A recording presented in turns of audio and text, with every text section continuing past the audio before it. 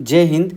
आज की इस वीडियो में हम लोग पढ़ेंगे क्लास 9th का फिजिक्स एक्सरसाइज 8 होगा, मोशन गति होगा। पहले हम लोग इसके बारे में पढ़ चुके हैं, इसके सभी डिफिनीशन और सभी परिमेय जितने भी थ्योरी हैं वो सभी पढ़ चुके हैं। अब हम लोग इसके सभी क्वेश्चन के डिस्कशन करेंगे, सभी क्वेश्चन के बारे में डिस्कशन करेंगे और सभी न्यूमेरिकल को हल करेंगे। तो चलिए पहला क्वेश्चन का शुरुआत करते हैं। पहला क्वेश्चन दिया है कि एक वस्तु के द्वारा कुछ दूरी तय की गई, तो क्या इसका विस्थापन शून्य हो सकता है? तो सबसे पहले यहाँ पर आपको पता होना चाहिए कि विस्थापन किसे कहते हैं, ठीक। तो उसके बाद इस प्रश्न को हल आप कर देंगे। अगर हाँ तो अपने उत्तर का एक उदाहरण दीजिए। तो हम यहाँ पर लिखेंगे हाँ, विस्थापन जो है शून्य हो सकता है। क्यों शून्य होगा इसके बारे में सुन। विस्थापन जो होता है किसी वस्तु के द्वारा तय की गई न्यूनतम दूरी होता है, ठीक। मतलब कि किसी वस्तु की प्रारंभिक और अंतिम बिंदु के बीच का जो सबसे न्यूनतम दूरी होगा वही जो होगा विस्थापन। जैसे ये है, कोई वस्तु यहाँ से चलना शुरू की, यहाँ पहुँच गई, तो ए से चली और यहाँ पर सी बिंदु पर पहुँच गई, तो यहाँ पर ए से सी के बीच का न्यूनतम जो दूरी होगा यही विस्थापन होगा, ठीक। तो यहाँ पर तो विस्थापन शून्य नहीं होगा।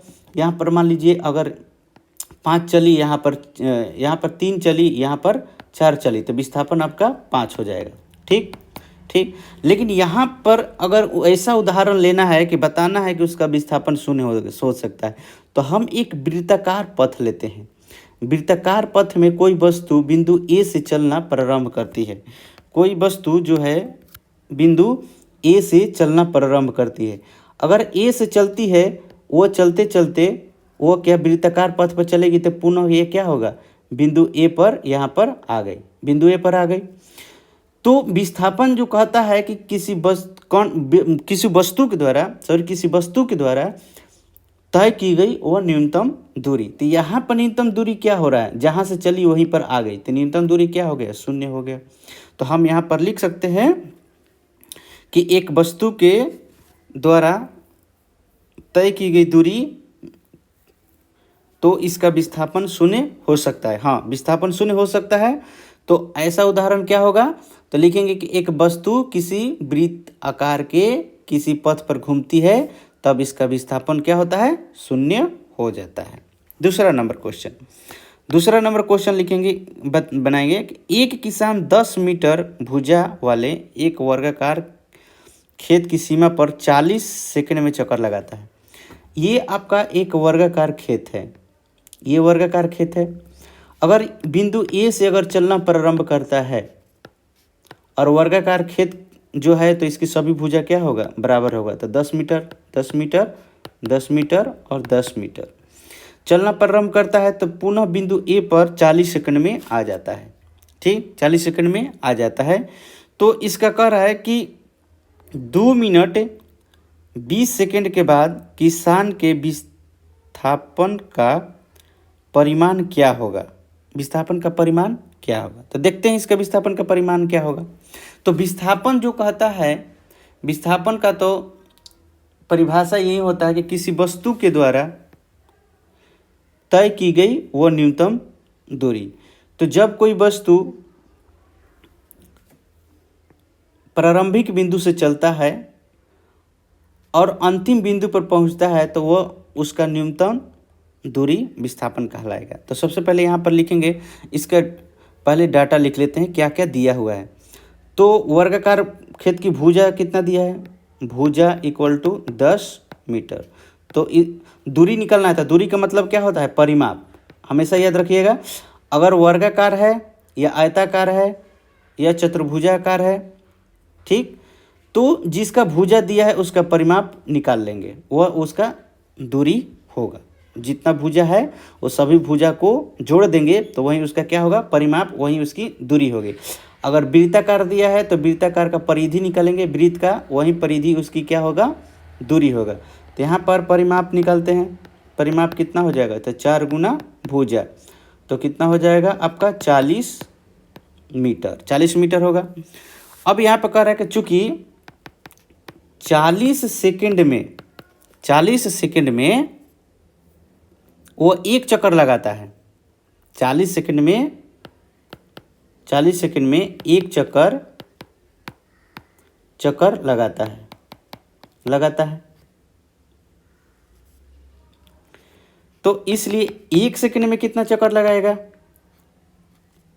एक चक्कर लगाता है, मतलब कि 40 मीटर की दूरी तय करता है। 40 सेकंड में एक चक्कर लगाता है, मतलब कि 40 मीटर की दूरी तय करता है। तो 1 सेकंड में कितना करेगा? तो 40/40 करेगा। 40/40 करेगा। इसलिए आपका दिया है टोटल कुल समय कितना दिया है आपका? कुल समय जो दिया है, कुल समय 2 मिनट 20 सेकेंड। तो सेकेंड में ही सब बदल देते हैं। तो 2 × 60 प्लस 20 इक्वल टू कितना? 140 सेकेंड।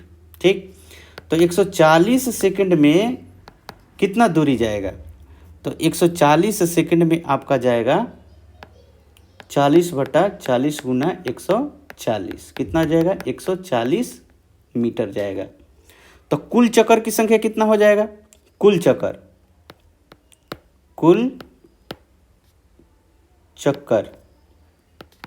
की संख्या तो 140/40 कितना हो जाएगा? 3.5 चक्कर। 3.5 चक्कर क्या करेगा? उसको लगाएगा। तो 3.5 चक्कर अगर लगाता है एक वर्गाकार खेत का, तो उसका शुरू से अगर देखिए 1 2 और क्या हो जाएगा? 3 चक्कर लगाएगा।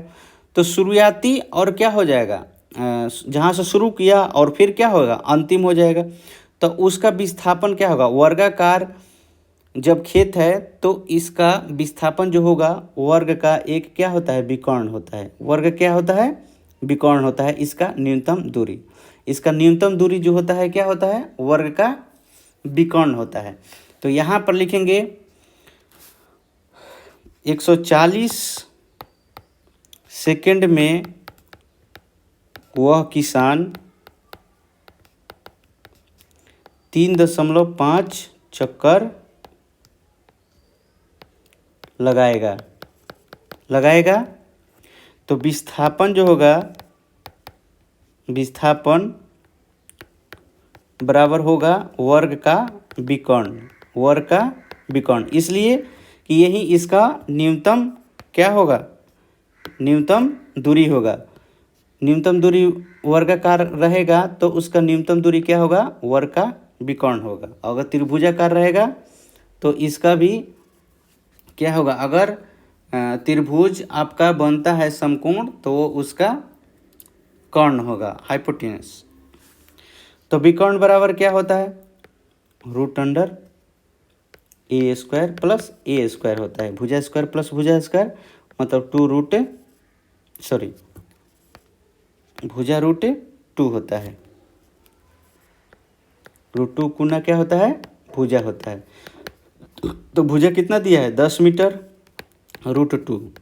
तो 10 √2 मीटर क्या करेगा? वो उसका विस्थापन का परिमाण होगा। तो विस्थापन का परिमाण कितना आ गया? विस्थापन का आपका ये हो गया परिमाण। विस्थापन का आपका क्या हो जाएगा? ये परिमाण लिख लेंगे। विस्थापन का परिमाण 10√2 मीटर। ये आपका आंसर हो गया। तीसरा नंबर क्वेश्चन पढ़ते हैं। कह रहा है कि विस्थापन के लिए निम्न में से कौन सही है? वह शून्य नहीं हो सकता है। तो शून्य नहीं होगा तो क्या ये सही है कि विस्थापन शून्य नहीं होगा? तो हम तो पहला नंबर क्वेश्चन में ही पढ़ चुके हैं कि क्या विस्थापन शून्य हो सकता है। तो हाँ, तो ये लिखेंगे ये असत्य है। क्या है? असत्य है। पहला क्वेश्चन क्या है? असत्य है। विस्थापन शून्य हो सकता है किस अवस्था में? जब कोई वस्तु एक वृत्ताकार पथ पर चलती है। ठीक, दूसरा नंबर कह रहा है कि इसका परिमाण वस्तु के द्वारा तय की गई दूरी से अधिक होता है? नहीं, असत्य होगा। इसका ये भी क्या होगा? असत्य होगा, असत्य हो गया। कह रहा है कि इसका परिणाम वस्तु के द्वारा तय की गई दूरी से अधिक नहीं, दूरी से कभी अधिक नहीं होगा।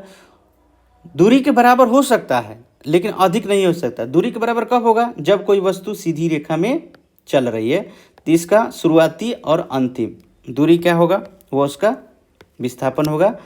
तो सीधी रेखा में जाएगी तो वस्तु के द्वारा तय की गई दूरी के बराबर ही विस्थापन होगा, ठीक। लेकिन कभी भी दूरी से अधिक नहीं होगा, कभी भी दी गई दूरी से अधिक नहीं होगा। इसका हम लिख लेंगे असत्य है। इसका परिमाण वस्तु के द्वारा तय की गई दूरी से अधिक नहीं हो सकता है, ठीक है। चलिए, इस तरह से ये 3 क्वेश्चन कंप्लीट हुआ। चलिए अगला क्वेश्चन पर चलते हैं। अगला क्वेश्चन कह रहा है आपका कि चाल और वेग में अंतर बताइए। तो सबसे पहले आपको चाल के बारे में लिखना है कि और उसके बाद वेग के बारे में। तो यहाँ पर इस तरह से लिखेंगे कि चाल और वेग में निम्नलिखित अंतर है, और हम एक बॉक्स बना लेंगे और एक तरफ लिख लेंगे इसमें चाल और इसमें लिख लेंगे वेग। अब यहाँ पर 1 नंबर दे देंगे, चाल के बारे में लिखेंगे और फिर 2 नंबर। तब पहला जो होगा आप यहाँ पर लिख लीजिएगा इसका डिफिनीशन, यहाँ पर परिभाषा लिखिए। तो चाल का परिभाषा क्या होता है कि किसी पिंड के द्वारा इकाई समय में तय की गई दूरी। तो यहाँ पर लिख लेंगे किसी पिंड के द्वारा इकाई समय में तय की गई दूरी, वो स्पीड कहलाएगा, चाल कहलाएगा। वेग क्या कहलाएगा उसका? तो लिखेंगे किसी पिंड के द्वारा इकाई समय में तय की गई विस्थापन। यहाँ पर तय किया गया विस्थापन ही क्या कहलाएगा? उसका वेलोसिटी कहलाएगा, वेग कहलाएगा। दूसरा नंबर में लिखेंगे कि चाल एक अदिश राशि है। ये तो है एक अदिश राशि है, अदिश राशि है, ये सबसे इम्पोर्टेंट है, ऑब्जेक्टिव में भी पूछता है। और वेग जो है एक सदिश राशि है। अंतर हो गया, वेग क्या है? एक सदिश राशि है। तीसरा पॉइंट लिखेंगे चाल जो होता है सदैव ये धनात्मक होता है, धनात्मक होता है। लेकिन वेलोसिटी जो होता है यह धनात्मक भी हो सकता है, ये धनात्मक भी हो सकता है, ऋणात्मक भी हो सकता है और शून्य भी हो सकता है, शून्य भी हो सकता है। तो मतलब कि कुछ भी हो सकता है, धनात्मक भी होगा, ऋणात्मक भी होगा और शून्य भी होगा। तो इस तरह से आप 3 गो डिफिनीशन 3 गो पॉइंट आप लिख लेंगे तो आपका ये अंतर हो जाएगा। अगला क्वेश्चन में चलते हैं। कह रहा है कि किस अवस्था में किसी वस्तु के औसत वेग का परिणाम उसके औसत चाल के बराबर होगा? किस अवस्था में? वो अवस्था क्या कहलाएगी? तो हम यहाँ पर लिखेंगे कि जब वस्तु के द्वारा तय किए गए विस्थापन और दूरी बराबर होगा। जब कोई वस्तु का वेग और विस्थापन, जब किसी वस्तु के द्वारा तय किया गया विस्थापन और दूरी बराबर होगा। तो विस्थापन और दूरी बराबर कब होगा? जब कोई वस्तु सीधी रेखा में चलती है, सीधी रेखा में चलती है तब उसका औसत वेग और औसत चाल बराबर होगा, ठीक। जब कोई वस्तु सीधी रेखा में और एक निश्चित दिशा में गति कर रही हो तब। ये लिख लीजिएगा, ये आपका आंसर हो जाएगा, ठीक। चलिए, किस अवस्था में? तो जब वस्तु क्या करती है? एक सीधी रेखा में एक निश्चित दिशा में गति कर रही हो, सीधी रेखा में और एक ही निश्चित दिशा में। तो देखिए एक निश्चित दिशा में गमन कर रही है, ठीक। चलो तीसरा नंबर, एक गाड़ी का ओडोमीटर क्या मापता है? तो उसका स्पीड, उसका दूरी मापता है। सॉरी, 1 घंटे में गाड़ी अगर चल रही है तो कितना दूरी तक गई, यहाँ से यहाँ तक कितना दूरी तय की, वो उसका दूरी को मापता है। किसी भी गाड़ी में देखिएगा मीटर एक लगा रहता है, तो उसमें बताता है कि 2 किलोमीटर गई। पहले 4 किलोमीटर तय की गई थी, अब कितना 6 किलोमीटर उसमें दिखा रहा है कि अभी जो गाड़ी गई यहाँ से यहाँ तक दूरी तय की गई तो 2 किलोमीटर एक्स्ट्रा किए। तो कितना 6 किलोमीटर। तो इस तरह से ओडोमीटर जो है, ओडोमीटर क्या मापता है, तो किसी गाड़ी का ओडोमीटर उस गाड़ी के द्वारा तय की गई दूरी को मापता है। अगला क्वेश्चन,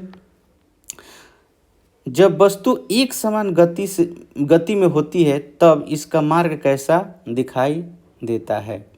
तो ये इसका एक सरल और सीधा रेखा होता है, सरल रेखा के समान दिखाई देता है। ठीक, हम लिखेंगे जब वस्तु एक समान गति में होती है तब इसका मार्ग हमेशा एक सीधी और सरल रेखा के समान दिखाई देती है, इस तरह से। ठीक, चलिए अगला क्वेश्चन। अगला क्वेश्चन कह रहा है कि एक प्रयोग के दौरान अंतरिक्ष यान में एक सिग्नल को पृथ्वी पर भेजने में 5 मिनट लगता है। कितना लगता है? 5 मिनट लगता है। समय कितना? समय जो है आपका 5 मिनट लगता है। तो मिनट को आप सेकंड में चेंज करेंगे तो 5 गुना 60 इक्वल टू कितना? 300 सेकंड। तो उसके बाद कह रहा है कि पृथ्वी पर स्थित स्टेशन से उस अंतरिक्ष यान की दूरी क्या होगा। अगर मान लीजिए यहाँ पर ये पृथ्वी है और यहाँ पर अंतरिक्ष यान है, यहाँ से आपका क्या है, सिग्नल भेज रही है, तो यहाँ से 5 मिनट समय लगता है यहाँ से सिग्नल भेजने में। ठीक, यहाँ सिग्नल जब भेज रही है आपका अंतरिक्ष यान से, सिग्नल जब आ रहा है पृथ्वी पर, तो ये 5 मिनट लग रहा है, 5 मिनट लग रहा है। तो कह रहा है कि अगर 5 मिनट लग रहा है तो यहाँ से यहाँ तक की दूरी क्या होगा। तो यहाँ पर देखिए दिया है कि सिग्नल की चाल, तो सिग्नल का जो चाल होगा प्रकाश के चाल के बराबर होगा, इसलिए कि प्रकाश के माध्यम से ही वह सिग्नल क्या होता है, गमन करता है। आज जो भी हम मोबाइल चलाते हैं, डेटा उसमें जो नेट जो चलाते हैं, तो नेट में का वो जो सिग्नल आता है एक सैटेलाइट के द्वारा आता है, वो हम देखते नहीं हैं क्योंकि वो सिग्नल जो है प्रकाश के रूप में आता है। ठीक, तो प्रकाश के चाल के बराबर ही क्या होगा, सिग्नल की चाल होगा। यहाँ पे हिंट दे दिया है।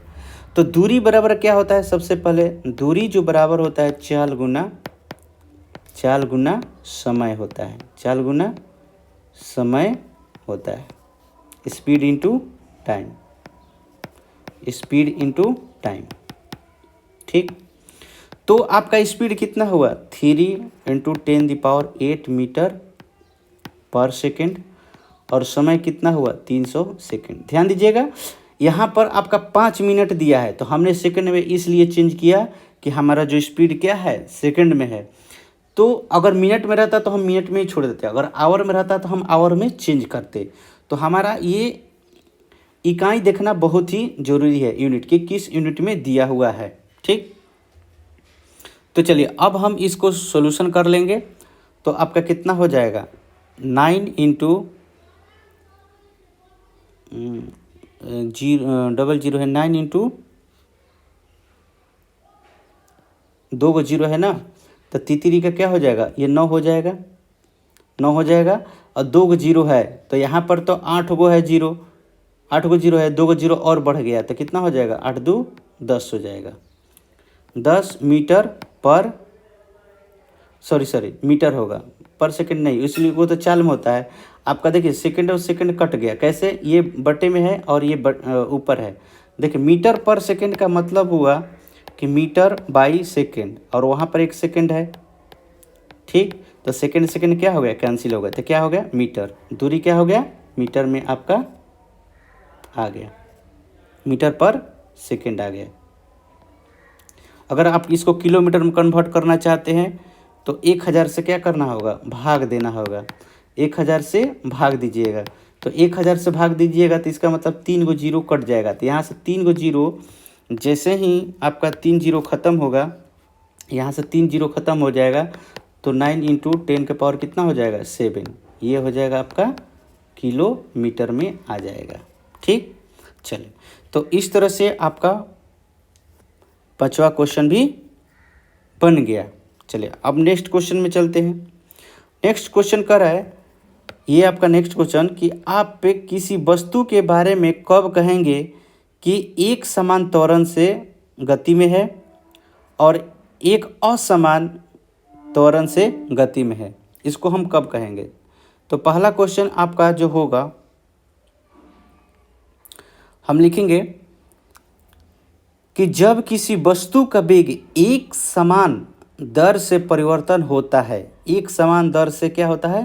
परिवर्तन होता है। एक समान दर से परिवर्तन होता है। जब किसी वस्तु का वेग जो है एक समान दर से परिवर्तित होता है तो वस्तु एक समान त्वरण से गति में होती है।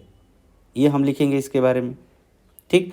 दूसरा लिखेंगे कि जब किसी वस्तु का वेग समान दर से परिवर्तित नहीं होता है, उसी का जस्ट उल्टा, तो वस्तु असमान त्वरण से गति में होती है।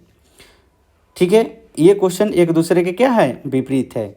जब वस्तु एक समान त्वरण में कब कहलाएगा? तो जब किसी वस्तु का वेग एक समान त्वरण जब किसी वस्तु का वेग एक समान दर से परिवर्तित होता है तो वस्तु एक समान त्वरण से गति में होती है। लेकिन जब वस्तु का वेग समान दर से परिवर्तित नहीं होता है तो वस्तु असमान त्वरण से गति में होती है। ठीक है, इतना लिख देंगे। दूसरा नंबर कह रहा है कि एक बस की गति 5 सेकंड में 8 किलोमीटर पर आवर है। देखिए टाइम कितना दिया? टाइम जो है 5 सेकंड है। टाइम जो है आपका कितना है? 5 सेकंड है। यहाँ पर लिखेंगे समय जो है आपका, समय 5 सेकंड दिया है। ठीक। 5 सेकंड में 80 किलोमीटर पर घंटा से घटकर 60 किलोमीटर पर आवर हो जाती है, तो बस का त्वरण ज्ञात कीजिए। तो त्वरण बोला था, आपको त्वरण के बारे में पता होना चाहिए कि त्वरण क्या कहलाता है, एक्सेलरेशन क्या कहलाता है, त्वरण क्या होता है। तो त्वरण जो है, एक्सेलरेशन आपका होता है अंतिम वेग माइनस प्रारंभिक वेग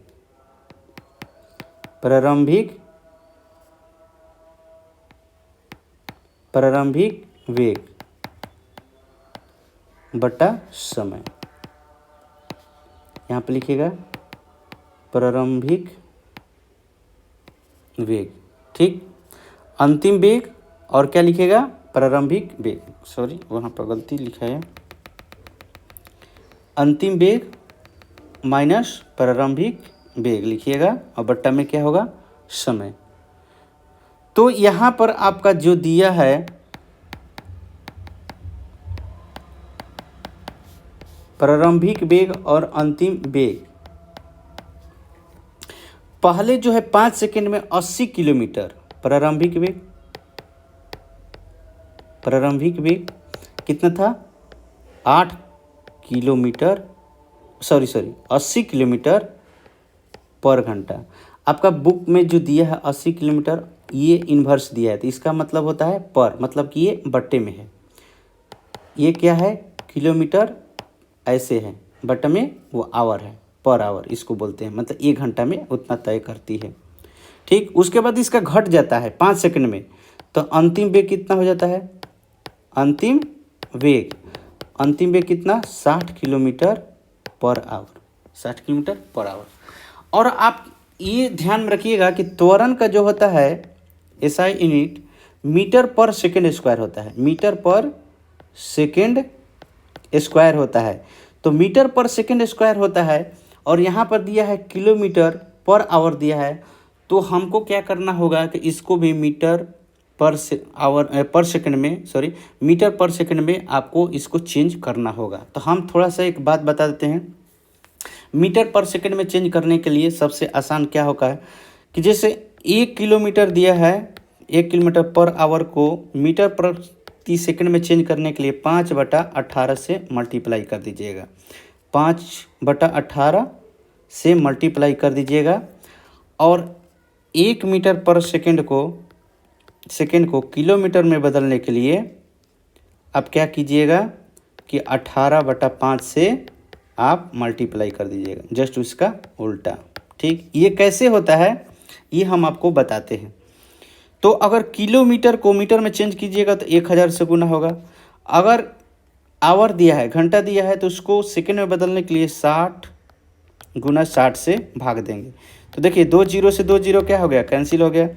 ये 2 से 3 बार में, ये 2 से कितना 5 बार में, तो कितना होगा 5/18 हो गया। ठीक, तो यही इसको शॉर्ट फॉर्म में लिखा गया है कि 1 किलोमीटर पर आवर को मीटर प्रति सेकंड में चेंज करने के लिए कितना 5/18 से मल्टीप्लाई कर देंगे तो मीटर पर सेकंड में आ जाएगा। तो यहाँ पर आपका अंतिम वेग कितना दिया है 60 किलोमीटर पर आवर दिया है, किलोमीटर पर आवर दिया है। और अंतिम कितना दिया है, प्रारंभिक कितना दिया है 80 किलोमीटर पर आवर दिया है। समय कितना दिया है आपका 5 सेकंड दिया है, 5 सेकंड दिया है, 5 सेकंड दिया है। तो हम ऊपर वाले को हम क्या करेंगे मीटर पर सेकंड में चेंज करेंगे। तो ध्यान दीजिएगा दोनों में 5/18 से गुना करना पड़ेगा, तो ये मीटर पर सेकंड में आ जाएगा, मीटर पर सेकंड में आ जाएगा। 5/18 से मल्टीप्लाई करेंगे तो मीटर पर सेकंड में क्या हो जाएगा, आ जाएगा। लेकिन इसे भी आप आसानी से कर सकते हैं, कैसे कि दोनों के बजाय एक कैसे करेंगे कि हम इन दोनों में ऐसे हम क्या करेंगे ब्रैकेट में ले लेंगे और यहाँ पर 5/18 से, मतलब कि दोनों में से क्या हो गया 5/18 कॉमन आ गया और ये 5 सेकंड हो जाएगा।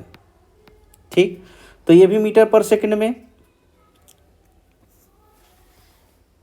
आपका आया और ये कितना है सेकंड में आया, ये मीटर पर सेकंड में।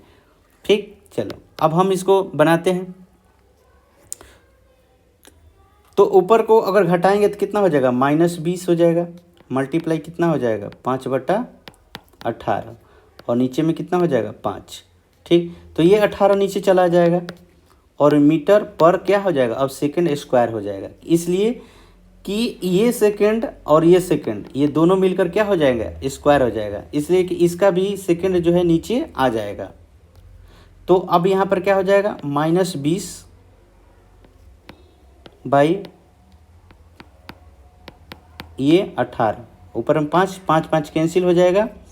अब ये इसको भाग देंगे तो कितना हो 2 से 10 बार में कट जाएगा और 2 से कितना 9 बार में, तो -10 बटा कितना हो जाएगा 9 मीटर पर सेकंड स्क्वायर। त्वरण का इकाई क्या होता है आपका मीटर पर सेकंड स्क्वायर। अब हम इसको अगर भाग देंगे तो कितना बार में कट जाएगा 1.11 मीटर पर सेकंड स्क्वायर लगभग में आएगा इतना आंसर। ठीक, चलिए तो इस तरह से आपका दूसरा नंबर क्या हुआ क्वेश्चन बन गया। अब हम तीसरा नंबर क्वेश्चन को बनाएंगे। तीसरा नंबर क्वेश्चन में क्या कह रहा है कि तीसरा नंबर क्वेश्चन में कह रहा है कि एक रेलगाड़ी स्टेशन से चलना प्रारंभ करती है और एक समान त्वरण के साथ चलते हुए 10 मिनट में 40 किलोमीटर पर आवर की चाल प्राप्त करती है, इसका त्वरण ज्ञात कीजिए। तो देखिए कह रहा है कि इसमें एक रेलगाड़ी स्टेशन से चलना प्रारंभ करती है, तो जब चलना प्रारंभ करती है तो इसका मतलब कि उसका प्रारंभिक जो वेग था, उसका जो प्रारंभिक वेग था 0 था। क्या था, प्रारंभिक वेग जो था उसका 0 था, उसका प्रारंभिक वेग क्या था 0 था। यू का वैल्यू क्या आया आपका 0 आया, प्रारंभिक वेग क्या था 0 था। अंतिम वेग क्या है, उसका अंतिम वेग जो है आपका 40 किलोमीटर पर आवर है और समय कितना ले रही है, समय जो है 10 मिनट ले रही है, 10 मिनट ले रही है। 10 मिनट में। ठीक, तो इसका त्वरण ज्ञात करना है। तो त्वरण आप फार्मूला क्या जानते हैं? त्वरण एक्सेलरेशन, अंतिम वेग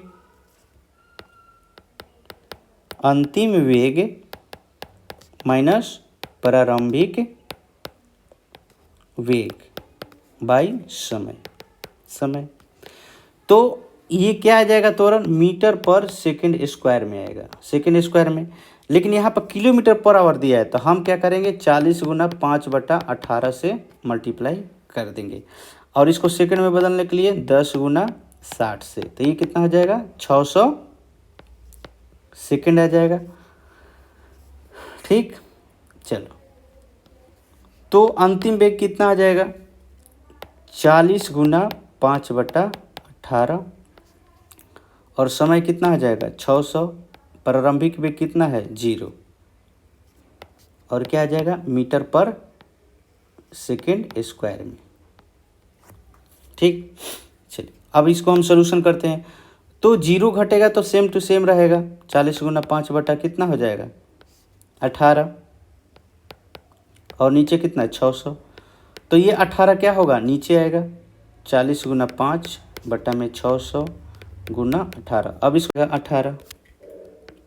ठीक, और यहाँ पर आप जब कटाएंगे इसको तो 20 से कटाइए डायरेक्ट। 20 दूनी 40 और 20 तिया 60, 30 बार में कटेगा। ठीक, और 2 से कटाएंगे आप। 2 से कितना बार में कट जाएगा आपका? 2 से ये 9 बार में कटेगा। तो 5/270, 5/270 नहीं सही है। 5 कितना हो जाएगा? 270। तो इसको अगर भाग देंगे तो कितना हो जाएगा? 0.0185। तो लगभग लिखेंगे 0.018 मीटर पर सेकेंड स्क्वायर। ये आपका आंसर हो जाएगा। ठीक, तो इस तरह से आपका ये तीसरा नंबर क्वेश्चन भी क्या हुआ? बन गया। ठीक, चलिए अब नेक्स्ट क्वेश्चन में चलते हैं। नेक्स्ट क्वेश्चन आपका क्या कह रहा है कि किसी वस्तु के एक समान एवं असमान गति के लिए समय दूरी ग्राफ की प्रकृति क्या होगी? समय दूरी ग्राफ की प्रकृति क्या होगी? और यहाँ पर आपका समय दूरी दिया है, तो फिर नीचे दिया है दूरी समय दिया है, और फिर नीचे क्या दिया है? चाल समय दिया है। इस तरह से आपका दूरी दिया है। तो ग्राफ जो होता है इस तरह से आपका होता है ग्राफ। तो ग्राफ अगर लीजिएगा तो आप ऐसे लेंगे, तो यहाँ पर लिखेंगे आप समय, और यहाँ पर क्या लिखेंगे? दूरी। फिर अगर ग्राफ लिखेंगे चाल वाला लिखेंगे, तो यहाँ पर आपका समय दूरी ग्राफ, तो यहाँ पर आपका समय हो जाएगा। तरफ चलते हैं। पहला क्वेश्चन आपका क्या बोल रहा है? पहला क्वेश्चन आपका बोल रहा है कि किसी वस्तु के एक समान एवं असमान गति के लिए समय दूरी ग्राफ की प्रकृति क्या होगी? तो उसकी प्रकृति क्या होगा? किस प्रकार की होगी? तो हम लिखेंगे किसी वस्तु के एक समान गति के लिए समय दूरी ग्राफ एक सरल रेखा प्राप्त होगी। एक सरल रेखा प्राप्त होगी। कैसे? अगर हम इस ग्राफ को अगर लेते हैं, अगर मान लीजिए ये हमारा ग्राफ है, हम ये समय ले लिए और यहाँ पर दूरी ले लिए, तो यहाँ पर 1 2 3 4, यहाँ पर 1 2 3 4 ऐसे डॉट ले लिए। तो मान लीजिए कि 1 सेकंड में 1 मीटर की दूरी गई, फिर 2 सेकंड में 2 मीटर की दूरी गई, फिर 3 सेकंड में 3 मीटर की दूरी। तो इस तरह से ये रेखा जो होगा क्या होगा? एक सरल रेखा प्राप्त होती है। जबकि असमान गति के लिए, जब गति जो होगा असमान होगा, तो एक समान गति होगा तो आपका ये सरल रेखा हो जाएगा। लेकिन जब असमान रहेगा तो मान लीजिए कि 1 सेकंड में आपका 2 किलोमीटर गई, 2 मीटर गई, सॉरी, अच्छा हाँ 2 किलोमीटर, और मान लीजिए कि 2 में फिर 4 गई। तो इस तरह से आपका एक वक्र की तरह बन जाएगा ग्राफ। वो सीधी रेखा नहीं बनेगा, वो क्या होगा, वक्र की तरह बन जाएगा। ग्राफ क्या होगा, वक्र के रूप में हो जाएगा, या ऐसे हो जाएगा, आपका ऐसे हो जाएगा। ठीक, तो इस तरह से हम कह सकते हैं कि एक समान के लिए आपका ग्राफ क्या होगा, सरल रेखा होगा एक समान गति के लिए, और असमान गति के लिए आपका सरल रेखा प्राप्त नहीं होगा, वो ग्राफ जो होगा वक्र के रूप में प्राप्त होगा। दूसरा नंबर, किसी वस्तु की गति के विषय में आप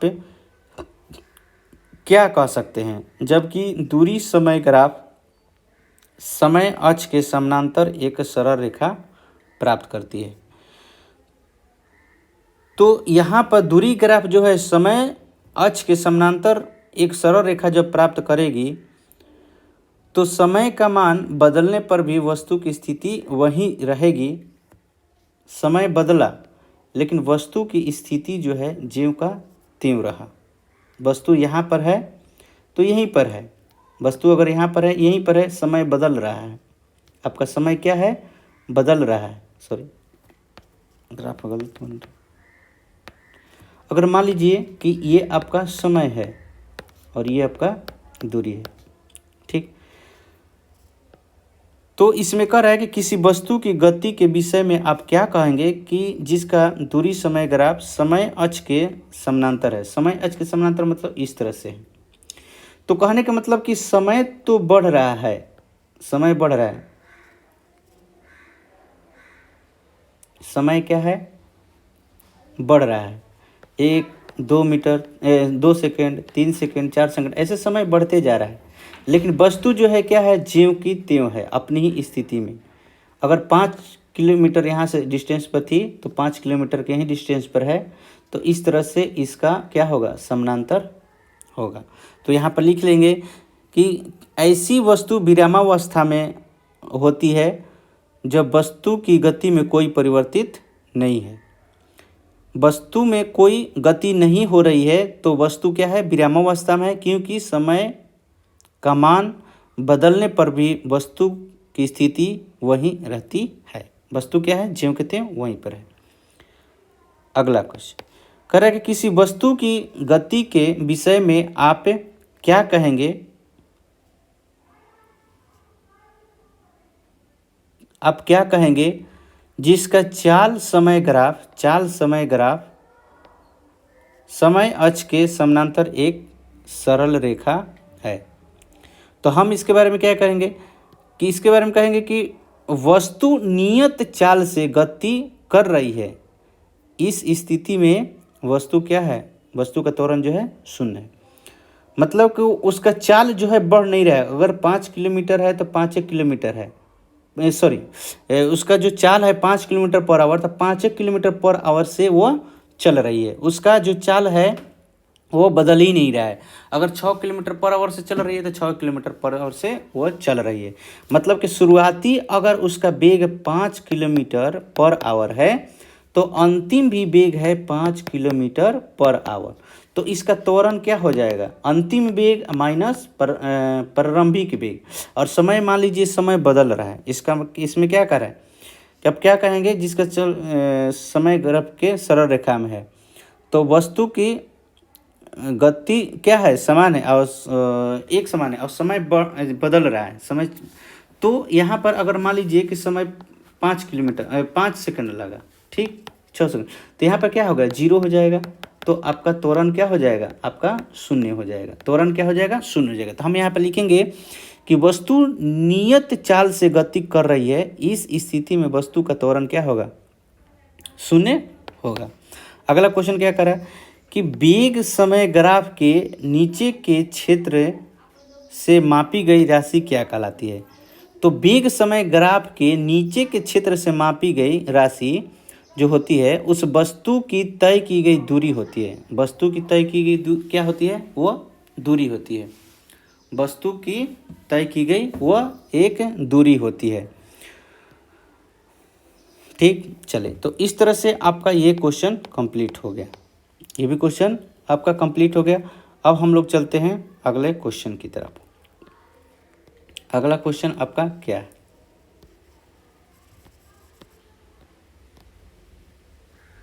अगला क्वेश्चन चलते हैं।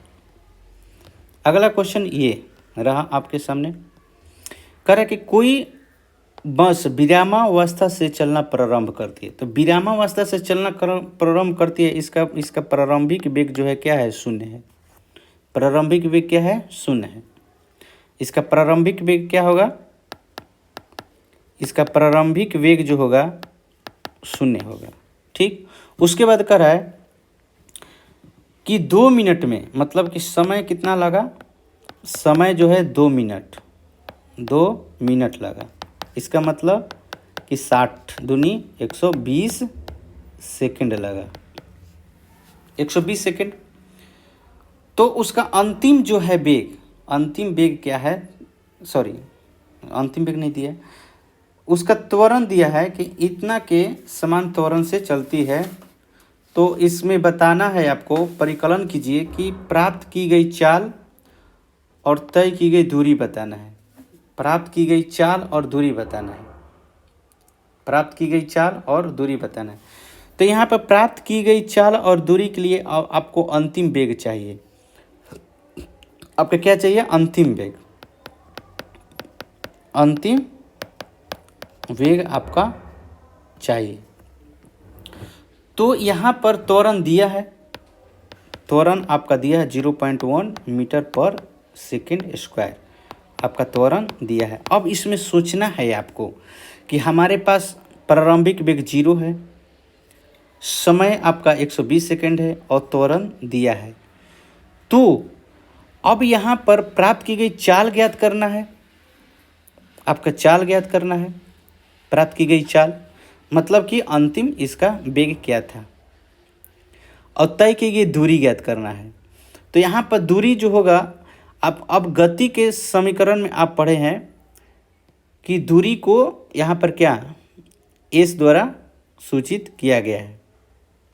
दूरी जो है आपको एस द्वारा सूचित किया गया है, एस निकालना है। तो एस और भी किस में आता है, तो देखिए गति का पहला समीकरण जब लिखिएगा, गति का पहला समीकरण,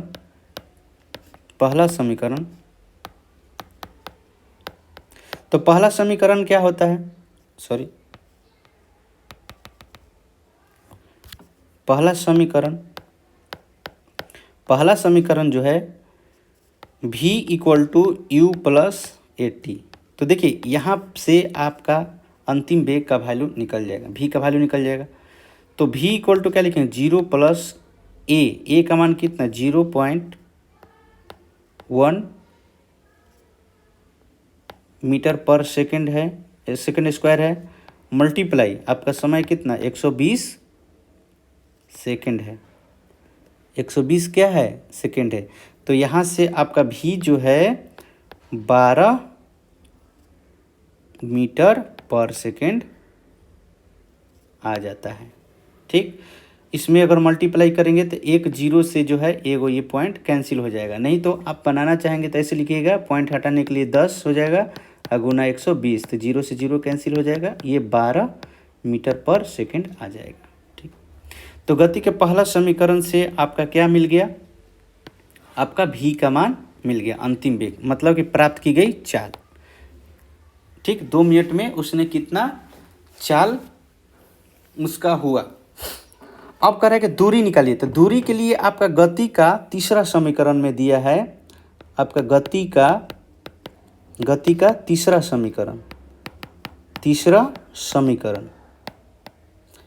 समीकरण में क्या हो जाएगा आपका, v square equal to u square plus 2as। ये आपका यहाँ से s का वैल्यू निकल जाएगा, यहाँ से क्या होगा, s का वैल्यू निकल जाएगा। v का वैल्यू कितना 12, सॉरी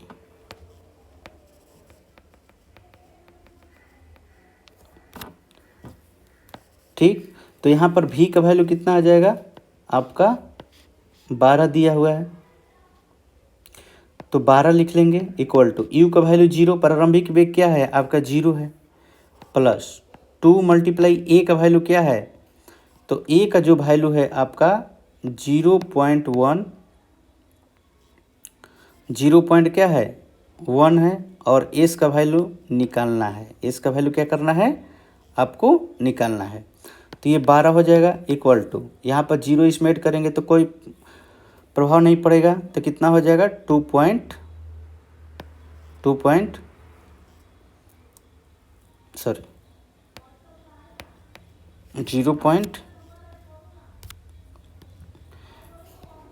यहाँ पर मल्टीप्लाई अगर हम करेंगे तो मल्टीप्लाई अगर हम करते हैं तो क्या हो जाएगा 0.2 और आपका एस का वैल्यू निकालना है। अब यहाँ से क्या होगा कि ये गुना में है तो भागा में लिख देंगे 12/0.2 0 पॉइंट कितना 2, सॉरी यहाँ पर 12 का स्क्वायर था तो हम यहाँ पर 12 का स्क्वायर लिखेंगे, ठीक ना, भूलेंगे नहीं। और ये क्या हो जाएगा आपका दूरी, ठीक। तो यहाँ पर 12 का स्क्वायर कितना हो जाएगा 144 और बटे में कितना हो जाएगा, यहाँ से पॉइंट हटाएंगे तो 2 कितना हो जाएगा 10, ठीक। तो अब ये जो है 10 जो है आपका ऊपर आ जाएगा, 144 गुना कितना हो जाएगा 10 बटे में कितना 2 इक्वल टू कितना, ये आपका दूरी, इसलिए दूरी इक्वल टू हो जाएगा, ये 2 से कट जाएगा 72 बार में, तो कितना हो जाएगा 720 मीटर। ये आपका आंसर हो गया, ये आपका क्या हो गया आंसर हो गया। आपको ये समझना होगा कि हम कब गति का किस समीकरण का प्रयोग करेंगे, किस गति का कौन से समीकरण का हम प्रयोग करेंगे, इस बात को समझना होगा। आपका गति के तीनों समीकरण याद रखना होगा, तभी जाकर आपका बनेगा कि कौन सा वैल्यू हमको पूछ रहा है और कौन सा वैल्यू किस में मौजूद रहता है, ठीक। चलिए अगला क्वेश्चन में चलते हैं।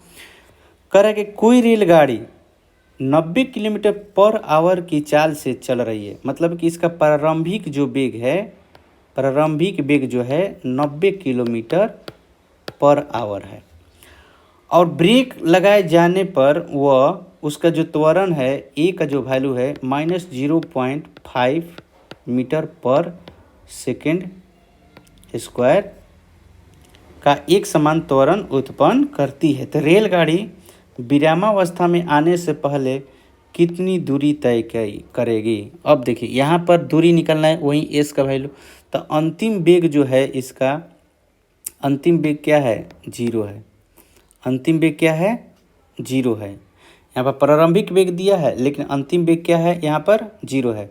अब देखिए त्वरण जो होता है मीटर पर सेकंड में है, तो हमारा जो ये प्रारंभिक वेग जो है मीटर पर सेकंड में होना चाहिए। तो मैंने क्या बोला, इसको 5/18 से मल्टीप्लाई कर दीजिए, तो 18 5 कितना हो जाएगा 90 इक्वल टू कितना हो जाएगा 25 मीटर पर सेकंड। क्या हो जाएगा 25 मीटर पर सेकंड। अगर नहीं आपको समझ में आ रहा है तो ऐसे कीजिए, 90 को मीटर में चेंज करने के लिए 1000 से गुना, और घंटा को सेकंड में चेंज करने के लिए 60 गुना 60। एक बार मिनट में चेंज किए, एक बार सेकंड में। तो चलिए 2 0 से 2 0 कैंसिल हो जाएगा, आपका 2 0 से 2 0 कैंसिल हो जाएगा, 6 से 15 छक्का 90, ठीक। फिर 3 से 2 बार में, तो 3 से ये 5 बार में, फिर ये 2 से कितना, ये 5 बार में, तो कितना हो जाएगा ये 25 मीटर पर सेकंड आ गया, ठीक। चलो तो यहाँ पर दूरी निकालना है, तो अब दूरी निकालना है तो आप गति का कौन सा समीकरण का प्रयोग करेंगे, तो गति का तीसरा समीकरण प्रयोग करेंगे। यहाँ पर गति का तीसरा समीकरण हम प्रयोग करेंगे। गति के तीनों समीकरण आपको याद रहना चाहिए। गति के तीसरे समीकरण से, तीसरा समीकरण से, गति के तीसरा समीकरण क्या बोलता है, v² = u² + 2as। ये आपका क्या है दूरी है, इसलिए कि दूरी निकालना है।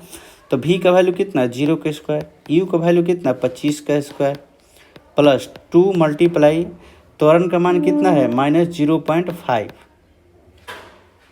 -0.5 और यहाँ पर आपका दूरी कितना है s निकालना है। अब देखो ये तो 0 हो गया, 25 का कितना हो जाएगा 625 माइनस, इसमें मल्टीप्लाई करेंगे तो कितना हो जाएगा, मल्टीप्लाई करेंगे तो हमारा ये जो हो जाएगा आपका माइनस कितना हो जाएगा 5 दूनी 10, तो 5 दूनी 10 एक अंक के बाद पॉइंट होगा तो एक अंक के बाद पॉइंट दे दिए, ठीक। और ये क्या हो जाएगा, एस हो जाएगा, दूरी आपका क्या हो जाएगा, ये आपका दूरी एस। अब देखो ये माइनस में तो इधर आ जाएगा तो प्लस में हो जाएगा, और ये एक से मल्टीप्लाई करेंगे एस में तो क्या हो जाएगा, एस ही रह जाएगा। तो आपका दूरी कितना हो जाएगा, 625 मीटर। इस तरह से आपका ये बन गया। इस तरह से क्या होगा, दूसरा नंबर क्वेश्चन बन गया। तीसरा नंबर क्वेश्चन देखते हैं। तीसरा नंबर क्वेश्चन में कह रहा है कि एक ट्रॉली ए के आनत तल पर 2 मीटर पर सेकंड स्क्वायर, तो 2 मीटर पर सेकंड का स्क्वायर कर दिया, मतलब इसका एक्सेलरेशन का वैल्यू दे दिया, त्वरण का वैल्यू क्या कर दिया आपको, दे दिया। त्वरण से नीचे जा रही है, गति प्रारंभ करने के 3 सेकंड के पश्चात उसका वेग क्या होगा, उसका वेग क्या होगा, ठीक। तो यहाँ पर अंतिम वेग पूछ रहा है ना, तो प्रारंभिक वेग क्या है, इसका 0 है। एक ट्रॉली एक आनत तल पर, तो प्रारंभिक वेग इसका क्या है, गति प्रारंभ करने के, तो गति तो अभी प्रारंभ करना है इसको, तो इसका मतलब कि इसका जो प्रारंभिक वेग है, प्रारंभिक वेग जो है आपका क्या है, 0 है। प्रारंभिक वेग क्या है, 0 है। और त्वरण का वैल्यू कितना दिया है, त्वरण का जो वैल्यू दिया है आपका 2 मीटर पर सेकंड स्क्वायर दिया है, और आपका समय जो दिया है, टाइम जो दिया है आपका 3 सेकंड दिया है। तो उसका वेग पूछा है, अंतिम वेग पूछा है, तो अंतिम वेग क्या, गति के पहला समीकरण से, गति का पहला समीकरण लगेगा, गति के क्या लगेगा, पहला समीकरण आपका यहाँ पर लगेगा, पहला समीकरण से। क्यों लगेगा, इसलिए कि v इक्वल टू, ये अंतिम हो गया, u प्लस 80, इसमें क्या दिया है आपका, अंतिम वेग दिया है, प्रारंभिक वेग दिया है, एक्सेलरेशन दिया है और टाइम दिया है। तो देखिए यहाँ पर u का वैल्यू दिया है, आपका एक्सेलरेशन दिया है और समय दिया है। तो चौथा क्या, अगला क्या निकलना है आपका, अंतिम वेग। तो अंतिम वेग किस में है आपका, प्रथम वेग में, गति के प्रथम समीकरण में दिया हुआ है। तो हम यहाँ पर वैल्यू लिख लेंगे, v इक्वल टू यू का वैल्यू, यू का मान मतलब प्रारंभिक वेग 0, एक्सेलरेशन का मान कितना दिया है 2, तो 2 लिख लेंगे। अब मल्टीप्लाई, समय कितना दिया है आपका 3, तो कितना हो जाएगा आपका 6, 3 दूनी 6, 0 ऐड करेंगे तो कोई फर्क नहीं पड़ेगा, मीटर पर सेकंड। ये आपका अंतिम वेग आ गया, ठीक। चल अगला क्वेश्चन में चलते हैं। अगला क्वेश्चन आपका दिया है, एक रेसलिंग कार का एक समान त्वरण, त्वरण का मान दिया है, गति प्रारंभ करने के, देखो गति अभी प्रारंभ करना है, तो इसका मतलब कि आपका यू का मान, प्रारंभिक वेग जो है क्या है 0 है, प्रारंभिक वेग 0 है, और कह रहा है कि कितनी दूरी तय करेगी। तो कितनी दूरी तय करेगी, इसमें आपका अंतिम वेग नहीं पूछा है। तो अंतिम वेग किस में नहीं दिया रहता है, गति के कौन सा समीकरण है जिसमें अंतिम वेग नहीं दिया रहता है। तो गति का दूसरा समीकरण जो होता है s equal to u t plus half a t square. देखिए इसमें अंतिम वेग नहीं दिया रहता, तो जिसमें अंतिम वेग नहीं दिया रहेगा उसमें गति का दूसरा समीकरण का प्रयोग करेंगे, ठीक है। और जिसमें अंतिम वेग और प्रारंभिक वेग दोनों दिया है और दूरी निकालना है, तो गति का तीसरा समीकरण का प्रयोग करेंगे। और जिसमें दूरी नहीं दिया है, केवल अंतिम वेग, प्रारंभिक वेग और त्वरण और समय दिया है, तो गति का प्रथम नियम का प्रयोग करेंगे। इस तरह से हमको ये जानना बहुत ज़रूरी है कि कौन सा गति का समीकरण कहाँ प्रयोग करेंगे। तो यहाँ पर गति का तीसरा समीकरण प्रयोग करेंगे। यहाँ पर सबसे पहले हम डाटा लिखेंगे। एक रेसलिंग कार का एक समान त्वरण, त्वरण का मान कितना दिया है आपका, त्वरण का मान दिया है एक्सेलरेशन 4 मीटर पर सेकंड स्क्वायर दिया है, ठीक। उसका समय कितना दिया है, समय जो दिया है आपका 10 सेकंड दिया है। और प्रारंभिक वेग जो है 0 है। प्रारंभिक वेग जो है आपका कितना दिया है, 0 दिया है। ठीक, तो गति का यहाँ पर दूसरा समीकरण लिखेंगे। कह रहा है कि दूरी ज्ञात करना है, दूरी ज्ञात करना है। तो ये 4 वैल्यू किस में दिया रहता है, ये 4 मान। तो आपका गति के दूसरा समीकरण में गति का दूसरा समीकरण से S equal to ut plus half a t square. ठीक, तो चलो u का वैल्यू कितना दिया है, 0, तो समय कितना 10 प्लस 1/2, त्वरण का मान कितना दिया है 4, समय का मान कितना 10 का स्क्वायर। तो ये तो 0 हो जाएगा और ये कट जाएगा, तो कितना हो जाएगा 2 गुना 10 का स्क्वायर कितना हो जाएगा 100। तो यहाँ पर कितना हो जाएगा 200 मीटर। ये आपका आंसर हो गया। इस तरह से आपका ये क्वेश्चन बन गया। आपको ये याद रखना होगा कि गति का जो 3 गो समीकरण है, पहला समीकरण, दूसरा समीकरण, तीसरा समीकरण, कहाँ कहाँ प्रयोग होगा। तो पहला समीकरण वहाँ प्रयोग होगा जहाँ पर दूरी नहीं निकलना है। दूसरा समीकरण वहाँ प्रयोग होगा जहाँ पर अंतिम वेग की चर्चा नहीं किया है। तीसरा समीकरण वहाँ प्रयोग होगा जहाँ प्रारंभिक वेग और अंतिम वेग दोनों दिया है और दूरी निकालना है। अंतिम और प्रारंभिक दोनों दिया है और दूरी की चर्चा कर रहा है, तो वहाँ पर गति का तीसरा समीकरण प्रयोग करेंगे। चलिए 5वां नंबर क्वेश्चन कह रहा है कि किसी पत्थर को ऊर्ध्वाधर ऊपर की ओर फेंका जाता है। ऊपर की तरफ फेंकिए, तो जैसे ही ऊपर की तरफ फेंके तो ये त्वरण का मान दिया है आपका आपका ऊपर की ओर फेंक रहा है, तो आपका प्रारंभिक वेग दिया है, u का मान दिया है। प्रारंभिक वेग 5 मीटर पर सेकंड के वेग से फेंका जाता है। यदि गति के दौरान पत्थर का नीचे की ओर दृष्ट त्वरण दिया है, a का मान दिया है 10 मीटर पर सेकंड हुआ, तो पत्थर के द्वारा कितनी ऊंचाई प्राप्त की गई। तो ऊंचाई का मतलब कि वही दूरी, ये ऊंचाई का मतलब क्या, वही दूरी, या इसको पता करना है, तथा उसे वहाँ पहुँचने में कितना समय लगेगा।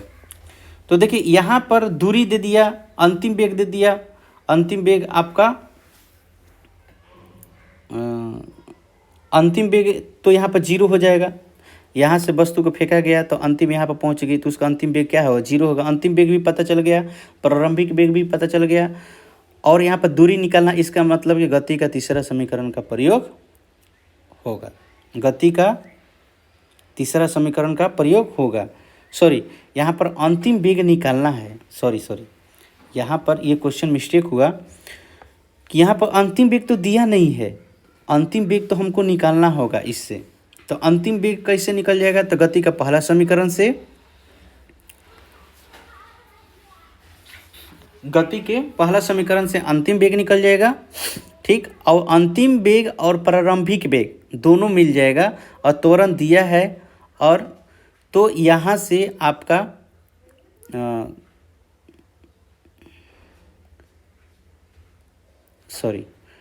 ये मिस्टेक हो गया, क्वेश्चन मिस्टेक हो गया आपका। यहाँ पर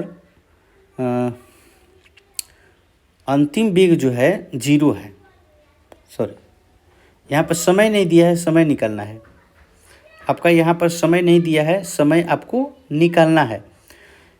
यहाँ पर किसी पत्थर को ऊर्ध्वाधर ऊपर की ओर 5 मीटर पर सेकंड के वेग से फेंका जाता है, तो इसका प्रारंभिक वेग दिया है। यदि गति के दौरान पत्थर का नीचे की ओर दृष्ट, तो उसका त्वरण दिया है, तो नीचे की ओर दृष्ट दिया है, इसका मतलब कि इसका अंतिम वेग जो है आपका 0 है। अंतिम वेग क्या है, 0 है। तो पत्थर के द्वारा कितनी ऊंचाई प्राप्त की गई, मतलब कि दूरी निकालना है, और उसे वहाँ पहुँचने में कितना समय निकालना है, तो समय भी निकालना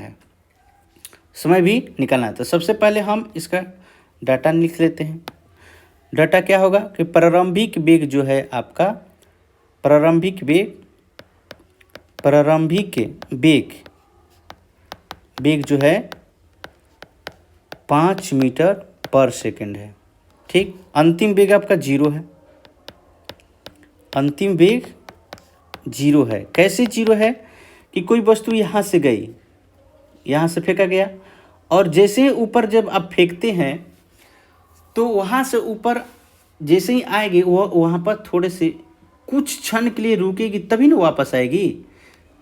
चलते चलते तो वापस नहीं आएगी, तो रुकी, जैसे ही रुकी अंतिम वेग क्या हो गया, 0। कोई भी आप पत्थर को आप फेंकते हैं आसमान में, तो जैसे ही आसमान में ऊपर फेंके तो वहाँ से जब रिटर्न होगी तो इसका मतलब कि क्या, वहाँ पर कुछ क्षण के लिए रुकी तब ना वापस आई, तो कुछ क्षण के लिए रुकी तो उसका अंतिम वेग क्या हो गया, 0 हो गया। अंतिम वेग क्या हो गया, 0 हो गया। और फिर वहाँ से जब वापस लौटी तो इसका जो त्वरण जो दिया है आपका 10 मीटर पर सेकेंड लगेगा। क्यों त्वरण दिया है, इसलिए कि जब वस्तु नीचे जब आती है धरती पर तो उसमें गुरुत्वीय त्वरण क्या होता है आपका, लगता है, गुरुत्वीय त्वरण लगता है। ठीक है, तो यहाँ पर इसका त्वरण क्या हो गया, 10 मीटर पर सेकंड दिया हुआ है। तो सबसे पहले आपको समय निकालना होगा। समय, तो समय किस में रहता है, तो गति के पहला समीकरण में, गति का पहला समीकरण से क्या रहेगा, v = u + 80। तो v कितना, अंतिम 0 दिया है, u का मान कितना दिया है 5, और एक्सेलरेशन का वैल्यू कितना दिया है 10 गुना t। ठीक, तो इस तरह से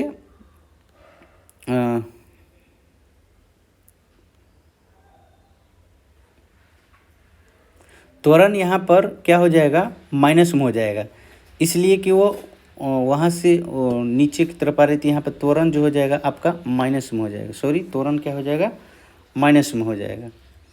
तो यहाँ पर माइनस प्लस है, -10 लेंगे तो क्या हो जाएगा 5 - 10t।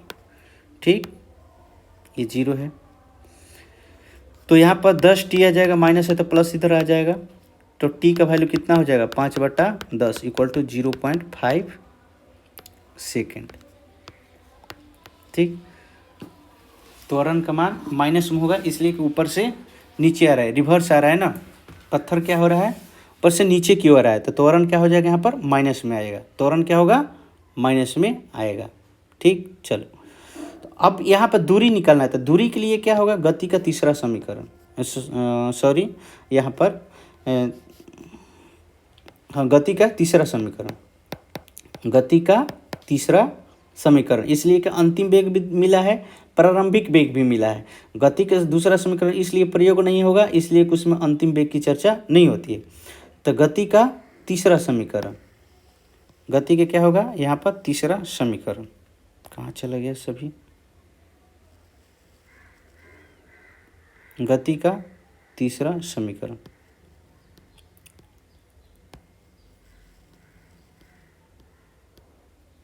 गति के तीसरा समीकरण से, गति का तीसरा समीकरण, गति का तीसरा समीकरण क्या कहलाता है, v² = u² +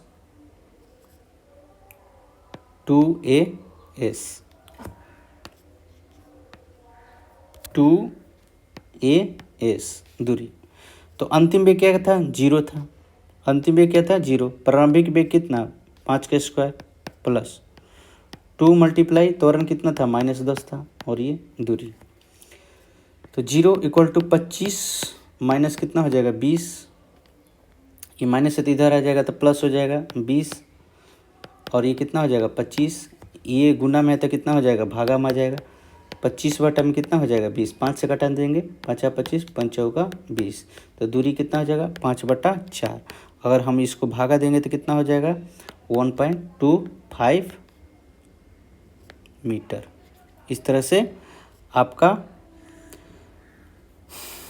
अंतिम इसका ऊंचाई उतना निकल गया, तय की गई दूरी निकल गया। वहाँ से पहुँचने में कितना समय लगा था, तो समय आपका 0.5 सेकंड लगा था, और आपका दूरी कितना हो गया, तो दूरी हो गया 1.25 मीटर। तो इस तरह से ये क्वेश्चन कंप्लीट हुआ। अगला क्वेश्चन में चलते हैं, अगला क्वेश्चन कह रहा है कि एक एथलीट वृत्तीय रास्ता इस तरह से एक वृत्ताकार पथ जिसका व्यास जो दिया है आपका 200 मीटर। तो त्रिज्या कितना हो जाएगा?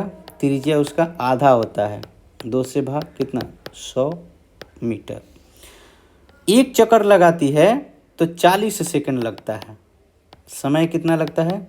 40 सेकंड एक चक्कर में। तो कह रहा है कि 2 मिनट 20 सेकंड के बाद वह कितनी दूरी तय करेगी, उसका विस्थापन क्या होगा? तो विस्थापन क्या होगा? तो विस्थापन जो होता है, विस्थापन तो होता है उसका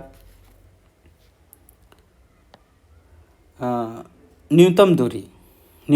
तो न्यूनतम दूरी जो विस्थापन हो जाएगा यहाँ से यहाँ तक उसका हो जाएगा, वो उसका 200 मीटर ही हो जाएगा विस्थापन। ठीक है, तो सबसे पहले पहला क्वेश्चन की तरफ चलते हैं। इसमें पहला तरफ कह रहा है कि वो कितनी दूरी तय करेगी। दूरी का मतलब अगर वस्तु यहाँ से स्टार्ट हुई तो यहाँ से जाने में टोटल दूरी का मतलब हुआ कि इसका परिमाप मतलब परिधि ज्ञात करना होगा।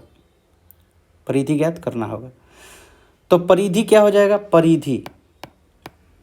परिधि इक्वल टू 2πr, 2 मल्टीप्लाई 22/7 और मल्टीप्लाई कितना r का मान 100।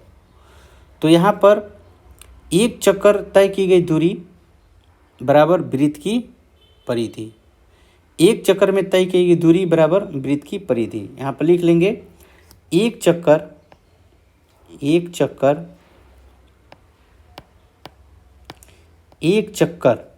में तय की गई दूरी इक्वल टू वृत्त की परिधि कितना हो जाएगा? 2πr। तो यहाँ पर कितना हो जाएगा? 4400/7 मीटर। ठीक, तो चूंकि यहाँ पर देखिएगा कि 40 सेकंड में एथलीट जो है कितना दूरी तय करता है? एथलीट द्वारा तय की गई दूरी इक्वल टू कितना है? 4400/7 मीटर है। इसलिए एक सेकंड में कितना करेगा? तो 4400/7 बटा कितना हो जाएगा? सॉरी, थोड़ा सा अच्छा से लिख लेते हैं।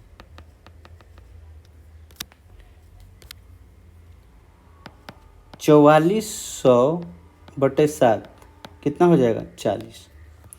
इसलिए वह जो दूरी कर रहा है कि 2 मिनट 20 सेकंड में, 2 मिनट 20 सेकंड, कुल समय कितना? यहाँ पर लिख लेंगे कुल समय जो है आपका, कुल समय 2 मिनट 20 सेकंड, मतलब कि 2 गुना 60 मल्टीप्लाई 20 इक्वल टू 140। 140 सेकंड में कितना दूरी तय करेगी? कितना चक्कर लगाएगी?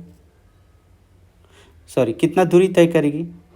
4400/7, 40 गुना कितना? 140।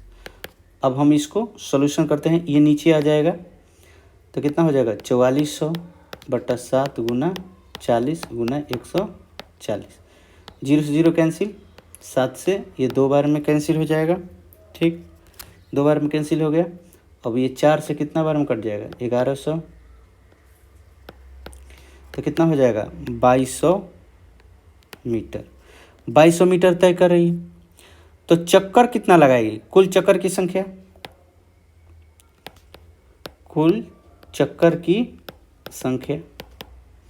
इक्वल टू कितना? 2200 मीटर और बट्टे में कितना हो जाएगा? बट्टे में वृत्त की परिधि, बट्टे में कितना हो जाएगा? चक्कर की संख्या कितना हो जाएगा?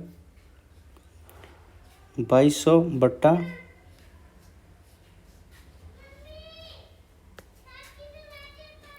चक्कर की संख्या कितना है, सॉरी, ये वृत्त की परिधि कितना, 7। तो हम इसको तोड़ेंगे, 2200 चक्कर की कुल संख्या होगा कुल दूरी बट्टा में वृत्त की परिधि, वृत्त की क्या होगा, परिधि, कुल दूरी बट्टा में वृत्त की परिधि। तो कुल दूरी कितना आया, 2200 मीटर। अब वृत्त की परिधि कितना आया है, 4400 बट्टा में 7, तो 7 ऊपर चला जाएगा, 7 हो जाएगा, और ये 4400। ठीक, तो इस तरह से हम इसको कटाएंगे, 2 0 से 2 0 कैंसिल, 22 दूनी क्या हो जाएगा, 44 इक्वल टू कितना हो जाएगा, 7/2 इक्वल टू 3.5 चक्कर, 3 कितना हो जाएगा, 5 चक्कर। तो इस तरह से आपका क्वेश्चन क्या बोला कि वो कितनी दूरी तय करेगी, तो वो तो कितनी दूरी, 2200 मीटर दूरी तय करेगी। उसका विस्थापन क्या हो जाएगा, तो यहाँ पर लिखेंगे इस स्थिति में विस्थापन जो होगा वृत्त के व्यास के बराबर हो जाएगा। क्यों हो जाएगा, देखिए ये वृत्ताकार है, तो इसमें जो होता है ये 4 भाग, इसमें क्या होगा, 4 भाग होगा। तो इसमें कहता है विस्थापन कि इसका न्यूनतम दूरी होना चाहिए। तो न्यूनतम दूरी मतलब कि 3.5 किया, तो इसका जो न्यूनतम दूरी क्या हो जाएगा, ये इसका न्यूनतम दूरी व्यास के बराबर हो जाएगा। ठीक, तो यहाँ पर लिख देंगे इस स्थिति में विस्थापन जो होगा वृत्त के व्यास के बराबर होगा। इस स्थिति में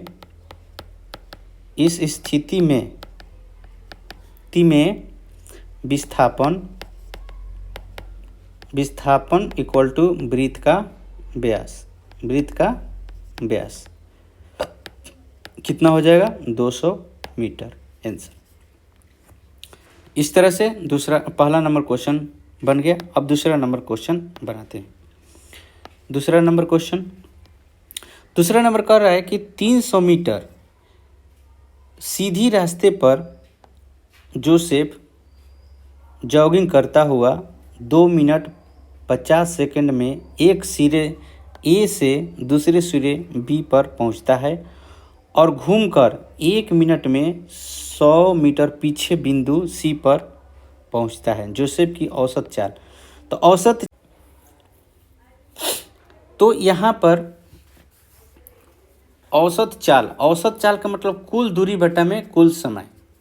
औसत चाल क्या कहलाता है, तो औसत चाल कहलाता है कि तय की गई कुल दूरी और बटा में टोटल समय, टोटल समय। ठीक, उसके बाद इसका औसत वेग, तो औसत वेग जो होगा कुल विस्थापन बटा में समय, होगा। कुल विस्थापन बटा में क्या हो जाएगा, समय। औसत वेग बराबर क्या हो जाएगा, कुल विस्थापन बटा में समय। तो चलो सबसे पहले हम इसका डेटा लिखते हैं कि इसका क्या क्या दिया हुआ है। तो दिया हुआ पहले क्वेश्चन के लिए आपका सिरे ए से बी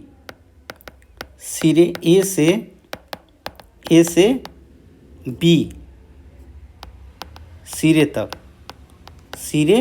तक दूरी कितना हो जाएगा, दूरी जो हो जाएगा आपका यहाँ पर बिंदु ए से बी तक पहुँचता है। तो ए से बी तक पहुँचता है तो कुल दूरी कितना दिया है, 300 मीटर। तो दूरी इक्वल टू कितना दिया है, 300 मीटर। समय कितना दिया है, समय जो दिया है 2 मिनट 5 सेकेंड। तो इसको हम सेकंड में बदल लेते हैं, 2 × 60 + 50 सेकंड दिया है। तो 120 + 50 इक्वल टू कितना, 170 सेकंड। तो औसत चाल बराबर, औसत चाल इक्वल टू होता है कुल दूरी बट्टा में कुल समय। टोटल दूरी कितना है, 300, समय कितना, 170। अगर इसको भाग देंगे तो 1.76 मीटर पर सेकेंड आएगा। ठीक, इस तरह से आएगा। दूसरा नंबर आपका क्या बोला है कि सिरे ए से सी तक, तो ए से सी, तो पहले जोसेफ जो था ए से बी यहाँ पर गया 300 मीटर, फिर क्या किया कि यहाँ पर गया, फिर यहाँ पर कहीं से मुड़ गया तो 100 मीटर तय किया, सी पर पहुँच गया। सी पर क्या हो गया, वो पहुँच गया। तो ए से सी तक की टोटल दूरी निकालना है। ए से सी तक की टोटल क्या निकालना है, दूरी निकालना है। ओ, और ए नंबर में एक छूट गया, विस्थापन उसमें निकालना था, सॉरी उसमें वेग निकालना था। औसत वेग क्या होगा, औसत वेग कितना होगा इसका, औसत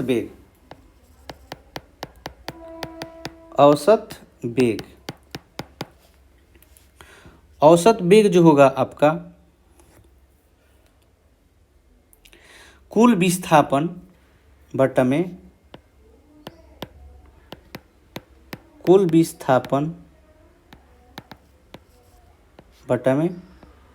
समय। तो विस्थापन होता है सबसे न्यूनतम दूरी, तो यहाँ पर सबसे न्यूनतम दूरी सीधी रेखा में जा रहा है तो वो दूरी के बराबर ही होगा, तो 300 मीटर ही हो जाएगा। और समय कितना लग जाएगा इसका 170, तो वहीं आ जाएगा 1.76 मीटर पर सेकेंड। ठीक, पहला नंबर बन गया। दूसरा नंबर में दिया है आपका ए से सी तक के दूरी निकालना है। तो ए से सी तक की दूरी कितना हो जाएगा, सिरा ए से सी सिरे तक दूरी कितना हो जाएगा, दूरी जो हो जाएगा आपका 300 प्लस 100 कितना हो जाएगा, 400 मीटर हो जाएगा। कुल समय कितना हो जाएगा, कुल समय जो दिया है 3 मिनट 50 सेकंड हो जाएगा, क्योंकि 1 मिनट 100 मीटर चेंज तय करने में, सॉरी यहाँ पर जो कह रहा है ना कि 1 मिनट में फिर 100 मीटर पीछे बिंदु में जाता है, तो पीछे बिंदु में जाता है तो 2 1 कितना हो जाएगा, 3 हो जाएगा। तो 3 × 60 प्लस 50 कितना हो जाएगा आपका, जोड़ेंगे तो 230 सेकेंड। तो औसत चाल कितना हो जाएगा, औसत चाल कुल दूरी बटा में कुल समय,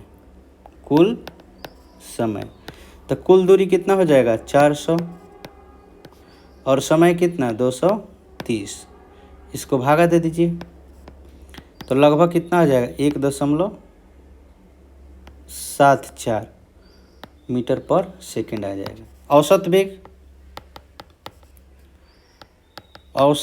वेग क्या हो जाएगा, कुल विस्थापन बटा कुल समय। तो विस्थापन यहाँ पर कितना हो जाएगा, तो ये विस्थापन सबसे न्यूनतम दूरी हो जाएगा ना, तो न्यूनतम दूरी क्या हो जाएगा, ए से सी के बीच में क्या हो जाएगा, तो ए से सी के बीच में हो जाएगा आपका 300 माइनस 100 हो जाएगा, 300 माइनस 100 इक्वल टू कितना, यहाँ पर 200 मीटर आ जाएगा, 200 मीटर। मतलब कि पीछे बिंदु आया यहाँ पर सी बिंदु आ गया, तो यहाँ पर सी बिंदु पर आया पीछे की तरफ सी बिंदु, तो न्यूनतम दूरी यहाँ से यहाँ तक कितना हो जाएगा, ए से सी तक, तो ए से सी तक का न्यूनतम दूरी हो जाएगा 200 मीटर। 200 क्या हो जाएगा, मीटर आया। तो यहाँ पर 200 मीटर क्या हो जाएगा आपका विस्थापन हो जाएगा, तो 300 माइनस 100 और कुल समय इसका कितना हो जाएगा, तो समय तो आपका हो जाएगा ये 230 सेकंड ही होगा, तो कितना हो जाएगा 200 बटा में 230, तो हो जाएगा 0.87। अगर भागा देंगे तो इतना आंसर आएगा। चलो, इस तरह से आपका दूसरा नंबर क्वेश्चन बन गया। चलो अब चलते हैं तीसरा नंबर क्वेश्चन पर। तीसरा नंबर क्वेश्चन क्या बोल रहा है, तीसरा नंबर क्वेश्चन कर रहा है कि अब्दुल गाड़ी से स्कूल जाने के क्रम में औसत चाल को 200 किलोमीटर पर आवर पाता है। 200 किलोमीटर पर आवर उसको औसत चाल टोटल मिलता है। औसत चाल उसी रास्ते से लौटने के समय वहाँ भीड़ कम है और औसत चाल जो है 40 किलोमीटर पर आवर हो जाता है। तो अब्दुल इस पूरी यात्रा में उसकी औसत चाल क्या है? तो पूरी यात्रा में औसत चाल क्या होता है? औसत चाल बराबर कुल दूरी बटा में कुल समय। तो यहाँ पर दूरी तो दिया नहीं है, तो मान लेंगे कि दूरी क्या है? x है। मान लेंगे कि दूरी क्या है? माना कि दूरी बराबर कितना? x kilometre, sorry x kilometre, x मान लेंगे यहाँ पर x किलोमीटर मान लेते हैं, x किलोमीटर। तो स्कूल जाते समय उसका औसत चाल क्या है? स्कूल जाते समय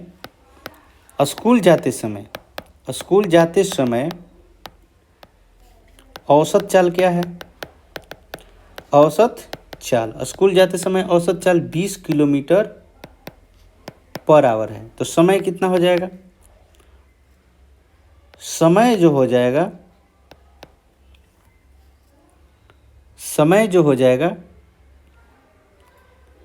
दूरी बटा चाल। तो दूरी बटा में कितना हो जाएगा? चाल। मतलब 20 किलोमीटर पर आवर से चला तो उसका समय भी लगा होगा, तो समय बटा कितना? दूरी बटा चाल। अब देखिए वापस आ रहा है, वापस लौटते समय, वापस लौटने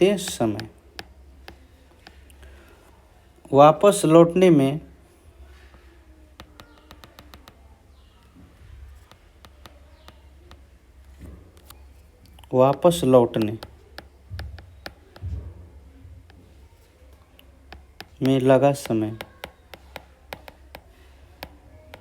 इक्वल टू कितना हो जाएगा? लेकिन वापस लौटने का पहले चाल लिख लेते हैं। वापस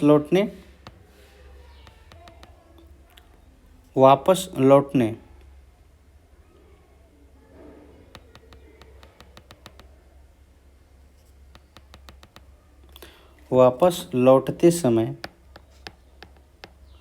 औसत चाल इक्वल टू कितना? 40 kilometre per hour. 40 kilometre per hour. तो समय कितना हो जाएगा? समय इक्वल टू दूरी बटा चाल। दूरी बटा कितना? चाल। तो दूरी कितना माने? x, चाल कितना? 40। ठीक। तो औसत चाल कितना हो जाएगा? औसत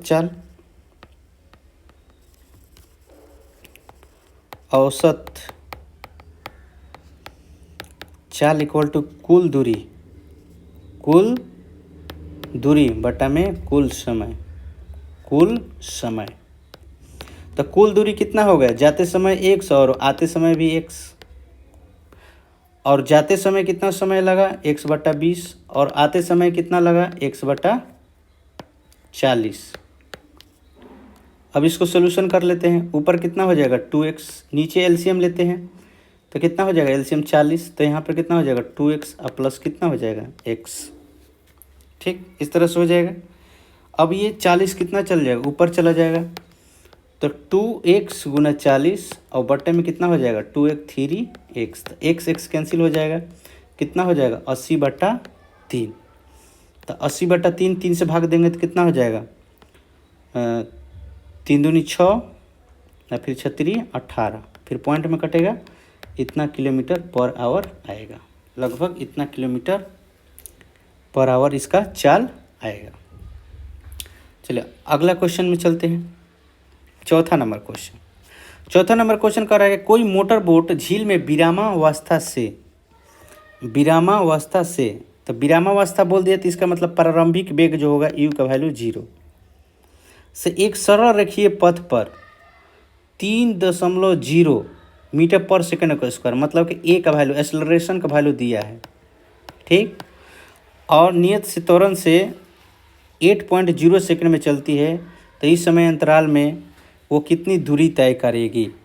तो दूरी तय कर दिया, इसमें अंतिम वेग की कोई चर्चा नहीं है, तो इसमें गति का दूसरा समीकरण लग जाएगा। गति का दूसरा समीकरण लग जाएगा। यहाँ पर सीधे आपको लिखना है आपका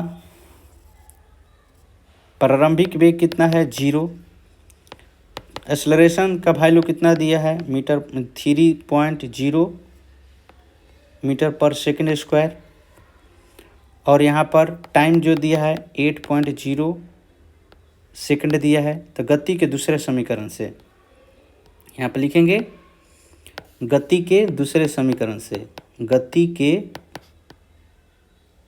दूसरा समीकरण से, दूसरा समीकरण से क्या हो जाएगा, s equal to u t plus half a t square.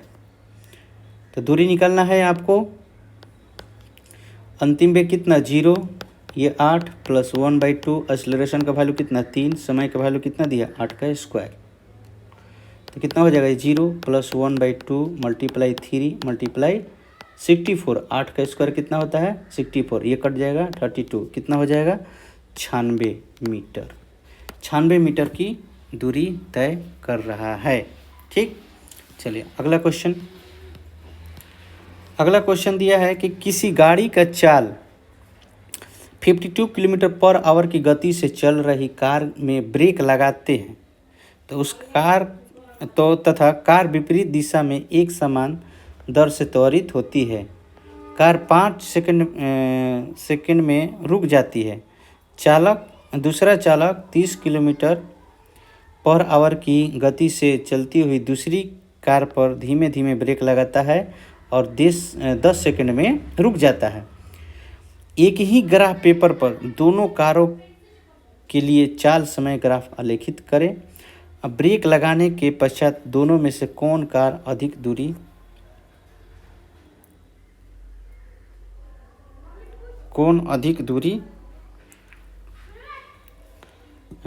तय करेगी। ठीक, इसको क्या करना है आपको, एक समय ये इसको एक ग्राफ में दर्शाना है। अब ग्राफ में कैसे दर्शाएंगे, तो इसमें दिया कर किसी गाड़ी का चालक जो है 52 किलोमीटर पर आवर की गति से 52 गति से ब्रेक लगाता है। अभी तो प्रारंभिक वेग इसका कितना 52 किलोमीटर पर आवर है और ब्रेक लगा दिया, तथा कार विपरीत दिशा में एक समान दर से त्वरित होती है। 5 सेकंड में रुक जाती है, तो 5 सेकंड में वो रुक जाती है। तो 5 सेकंड में जब रुकती है तो 5 सेकंड में उसका तय की गई दूरी कितना होगा। सबसे पहले 5 सेकंड में तय की गई उसकी दूरी कितनी होगी ये निकालना होगा। ठीक, 5 सेकंड में वो कितनी दूरी तय करती है। तो एक ग्राफ हम लेंगे। एक ग्राफ कैसा लेंगे, तो एक आपका ग्राफ जो होगा इस तरह से आपका एक ग्राफ होगा। इसमें लाइन बना रहेगा आपका, जैसे 1 2 3, इसमें बहुत सारे ऐसे ग्राफ पेपर में ऐसे लाइन रहेगा, इस तरह से ऐसे ग्राफ दिया रहेगा। ठीक, और इसमें ऐसे दिया रहेगा आपका ग्राफ पेपर जो आप खरीद लेंगे और उस पर ही बनाएंगे। ठीक, इस तरह से आप इसको बनाएंगे। ठीक, तो इस तरह से आप एक ग्राफ बना लेंगे और ग्राफ में ही इसको क्या करना है दर्शाना है। ग्राफ पेपर पर ही इसको क्या करना है दर्शाना है। ठीक, और इसका ना ये हो जाएगा आपका ओरिजिन, ये x हो जाएगा, ये y अक्ष। ठीक, इधर ये पॉजिटिव रहता है, इधर भी आपका पॉजिटिव। इधर समय को दर्शाएंगे, इधर समय को दर्शाएंगे, और इधर आपको चाल को दर्शाएंगे। ये चाल होगा आपका, इधर हम दर्शा देंगे। चाल क्या होगा आपका, मीटर पर सेकंड में होगा, मीटर पर सेकंड में होगा। ठीक, इस तरह से दर्शा देंगे।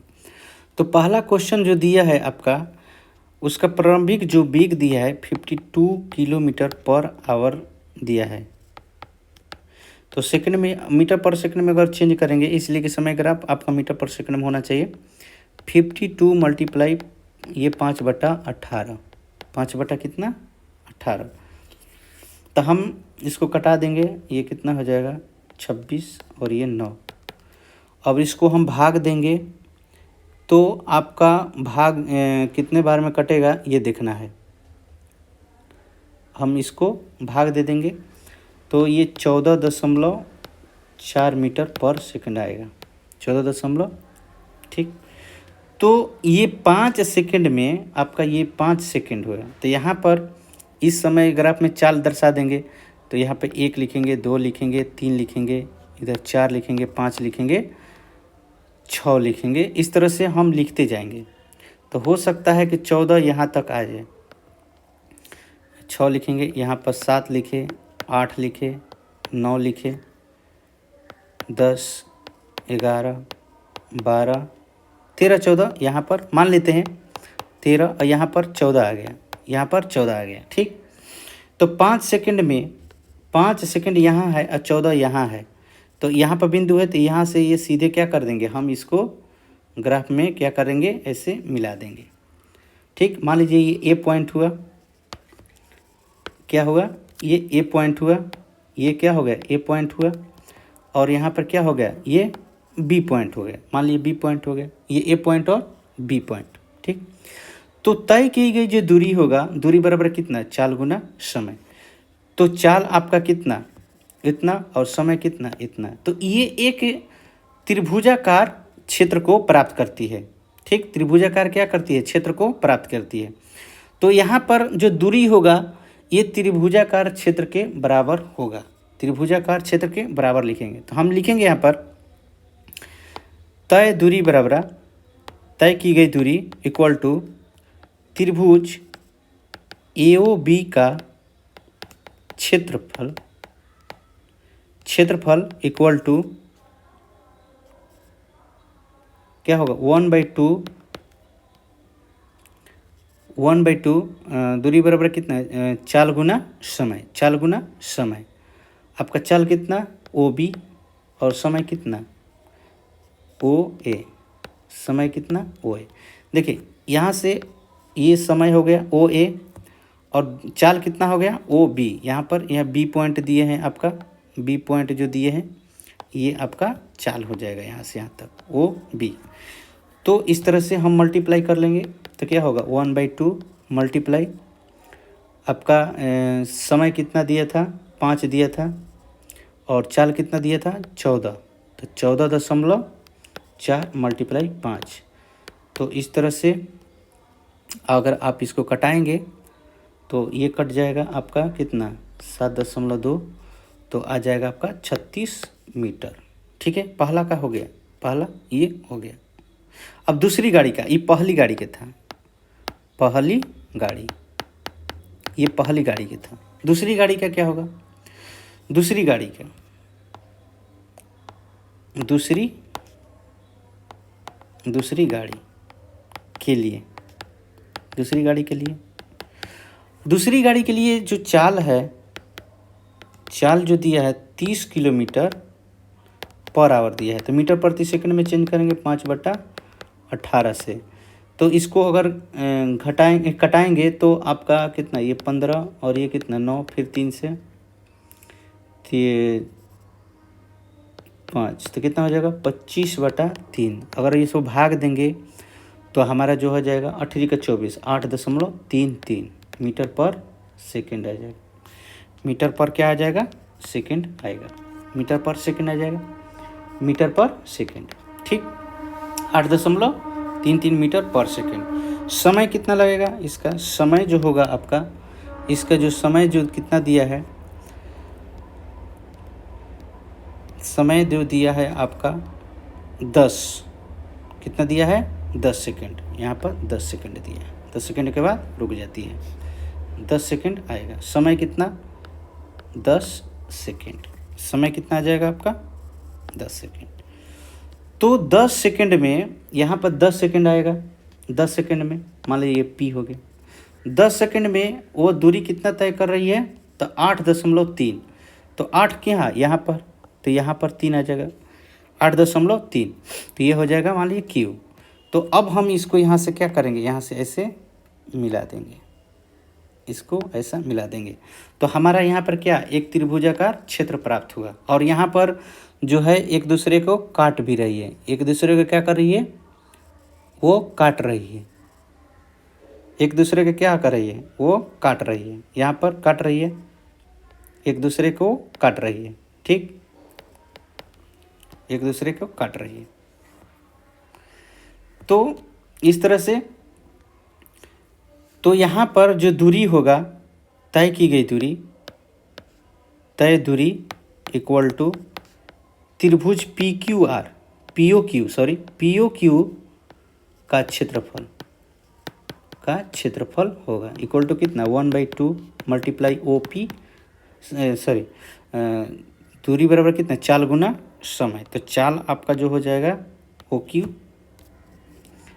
क्यू मल्टीप्लाई ओ पी, तो कितना हो जाएगा 1/2 ओ क्यू, समय कितना 4 कितना है 8.33 मल्टीप्लाई 10, तो कितना हो जाएगा ये 5। इसका मतलब कि आपका आ जाएगा, मल्टीप्लाई करेंगे तो 41.65 मीटर आ जाएगा, ठीक, इस तरह से आ जाएगा। अब इसमें आपका प्रश्न जो कह रहा है, नेक्स्ट इसमें बोला है कि एक ही ग्राफ पर बनाना है। तो बोल रहा है कि ब्रेक लगाने के पश्चात दोनों में से कौन सी कार अधिक दूरी तय की गई।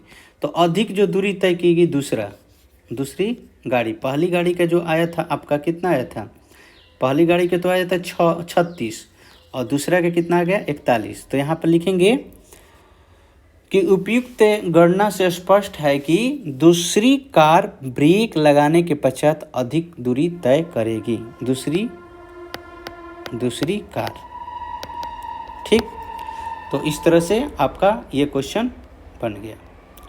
अगला क्वेश्चन 6 नंबर कह रहा है कि इसका एक जो ग्राफ दिया है, नीचे चित्र दिया है, 3 वस्तुएं ए बी सी की दूरी समय ग्राफ प्रदर्शित है। ग्राफ का अध्ययन करके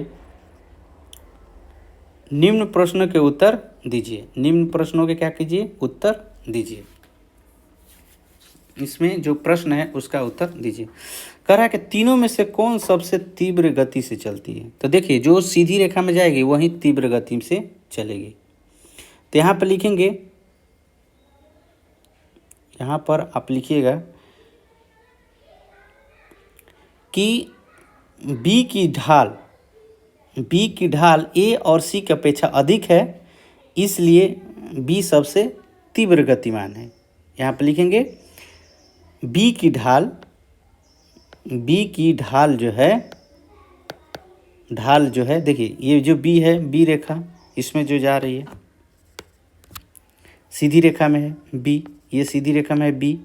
तो बी की जो ढाल है आपका क्या है, ए और सी की अपेक्षा अधिक है, इसलिए बी सबसे तीव्र गति से गतिमान होगी। दूसरा, क्या ये तीनों बिंदु किसी समय सड़क के एक ही बिंदु पर मिल रही है। नहीं, तीनों बिंदु एक साथ नहीं मिल रही है। तीनों बिंदु देखिए ए और सी जो है आपका यहाँ पर मिल रही है और यहाँ पर ए और बी जो है यहाँ पर मिल रही है, तीनों नहीं मिल रही है, ठीक। और सी और बी यहाँ पर मिल रही है, तो लिखेंगे नहीं, क्योंकि तीनों रेखा किसी भी बिंदु पर आपस में प्रतिच्छेद नहीं कर रही है, ठीक। अगला क्वेश्चन इसका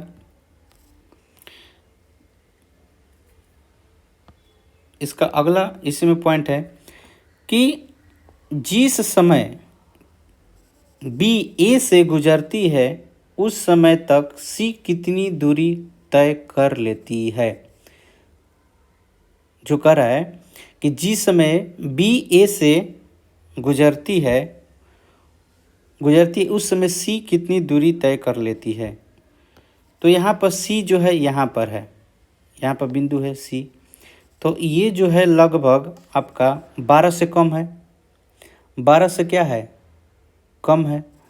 तो लिखेंगे जिस समय बी ए से गुजरती है, बी और ए यहाँ पर गुजर रही है, बी और ए यहाँ पर गुजर रही है, उस समय सी जो है कितना दूरी तय कर रही है। तो उस समय जो है सी, अगर यहाँ पर ये लाइन मिलाएंगे, यहाँ से देखिए, यहाँ से ये प्रतिच्छेद बिंदु क्या है, इस लाइन पर है, तो इस लाइन पर सी कहाँ मिल रही है, यहाँ पर मिल रही है। तो इसका मतलब कि वो लगभग 9 किलोमीटर या अधिक की दूरी तय कर लेती है। लगभग लिखेंगे 9, लगभग कितना, 8 के बाद क्या आएगा 9, तो लगभग 8 यहाँ पर है, 12 यहाँ पर है, तो 8 और 12 के बीच में क्या, लगभग 9, यहाँ पर लिखेंगे लगभग 9 किलोमीटर, 9 किलोमीटर या उससे थोड़ा सा अधिक भी लिख सकते हैं, 10 किलोमीटर।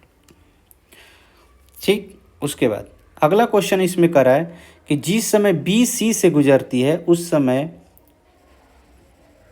तय यह कितनी दूरी तय कर लेती है। बी सी से गुजरती है, तो बी जब सी से गुजरती है, देखिए ये है बी और ये है सी, तो बी और सी यहाँ पर है, तो बी और सी का पॉइंट यहाँ पर है, तो यहाँ से ये ग्राफ मिलाएंगे तो लगभग 4 के बाद कितना, 5, तो लिखेंगे 5.5 या 6, लिखेंगे 5.5 या 6 किलोमीटर तक की लगभग दूरी तय कर लेती है।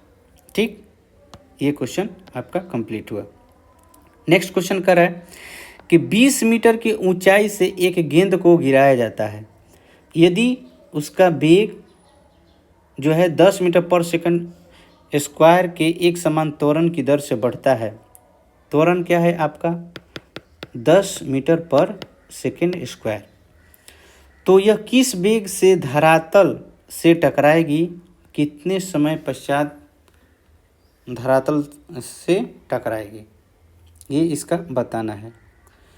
तो इसमें आपका समय बताना है, किस समय, और अंतिम वेग बताना है। ऊंचाई का मतलब कि आपका डिस्टेंस, दूरी दिया हुआ है 20 मीटर, एस का वैल्यू दिया है, और प्रारंभिक वेग आपका क्या है, 0 है। तो देखिए आपका अंतिम वेग पता करना है, प्रारंभिक वेग दे दिया, एक्सेलरेशन दे दिया, दूरी दे दिया, तो यहाँ पर गति का तीसरा समीकरण लगेगा, गति का तीसरा समीकरण से तीसरा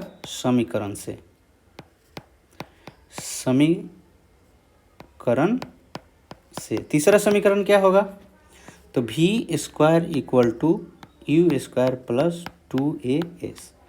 v का वैल्यू निकालना, v स्क्वायर निकालना, u का वैल्यू 0 स्क्वायर प्लस 2 गुना 10 गुना s का वैल्यू आपको क्या करना है, निकालना है। सॉरी, इसका वैल्यू दिया है, इसका वैल्यू कितना, 10, इसका वैल्यू 10 आपका दिया है।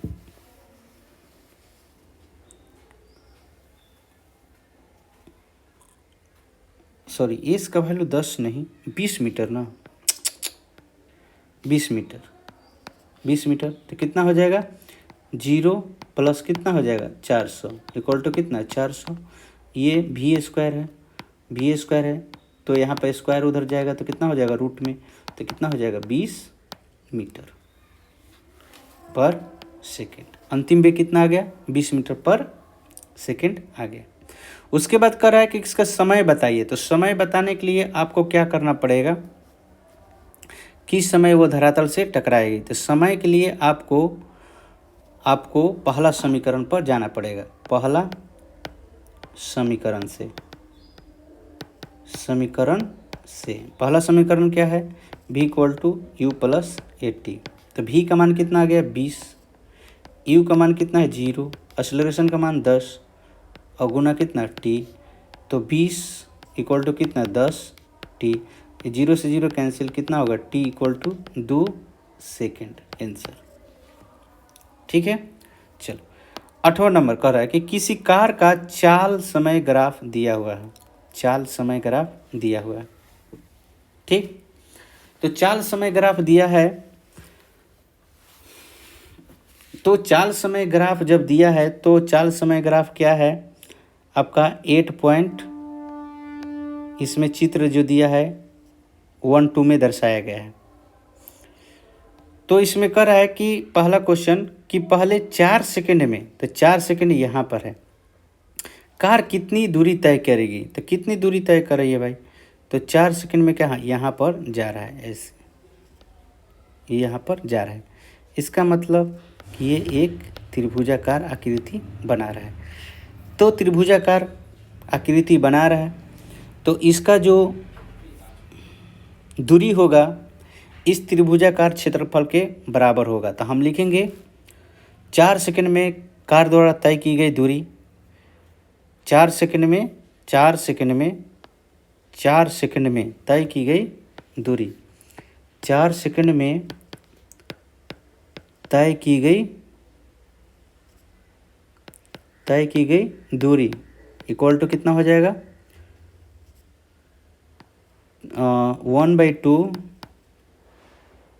1/2 होगा और समय गुना 4, तो समय कितना 4 और चाल कितना 6, तो कटा देंगे कितना हो जाएगा 12 मीटर। यहाँ पर क्या हो जाएगा 12 मीटर आ जाएगा। दूसरा कह रहा है कि ग्राफ का कौन सा भाग कार की एक समान गति को दर्शाता है। तो कौन सा भाग है, तो यहाँ पर जो है कौन सा भाग है, तो एक्स अक्ष के समानांतर है। ये देखिए ये एक समान जा रहा है, मतलब कि एकदम सीधी रेखा में जा रहा है। इसका मतलब कि ये एक्स अक्ष होता है, ये वाई अक्ष होता है, तो ये वाई अक्ष होता है, वाई अक्ष है ये, और ये कितना है ये एक्स अक्ष है। तो ये एक्स अक्ष के क्या हो रहा है समानांतर होता है। तो लिखेंगे ग्राफ का सीधा भाग एक समान गति को दर्शाता है। इस स्थिति में चाल समय ग्राफ जो है एक्स अक्ष के समानांतर है। क्या है, एक्स अक्ष के समानांतर है, एक्स अक्ष के समानांतर है। लिखेंगे एक्स अक्ष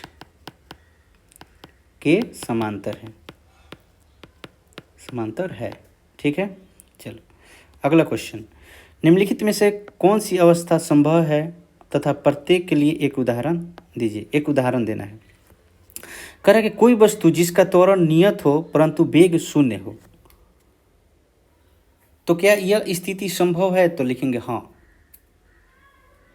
तो लिखेंगे हाँ, हाँ लिखेंगे।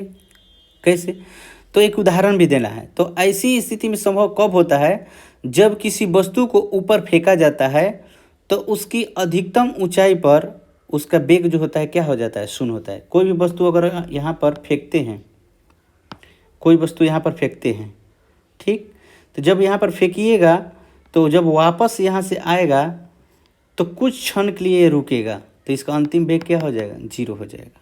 अंतिम वेग क्या हो जाएगा, 0 हो जाएगा। और इस स्थिति में उस पर त्वरण लगता है, जिसे हम क्या कहते हैं, गुरुत्वीय त्वरण। इसलिए कि पृथ्वी अपनी तरफ उस वस्तु को क्या करती है, खींचती है। ठीक, चलिए तो लिख लेंगे, इसका आंसर होगा हाँ, ये संभव है। और उदाहरण में क्या लिखिएगा कि जब किसी वस्तु को ऊपर फेंका जाता है तो उसकी अधिकतम ऊंचाई पर वेग शून्य हो जाता है। इस स्थिति में उस पर त्वरण लगता है, जिसे गुरुत्वीय त्वरण कहते हैं। दूसरा, कोई त्वरित वस्तु एक समान चाल से गति कर रही है, तो क्या ये स्थिति संभव है, तो लिखेंगे क्या, तो इसका लिख देंगे कि हाँ, स्थिति क्या है, संभव है। स्थिति क्या है, संभव है।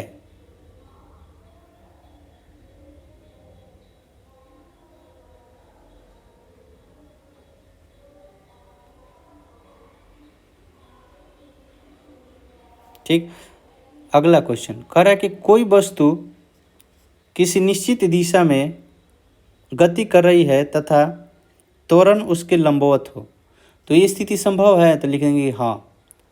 उदाहरण के लिए लिखेंगे कि क्षैतिज दिशा में गति करती हुई वस्तु पर ऐसा होता है। क्षैतिज दिशा में जब गति करती है तब ऐसा होता है। क्षैतिज दिशा में अगर गति करेगी तो ऐसा होगा।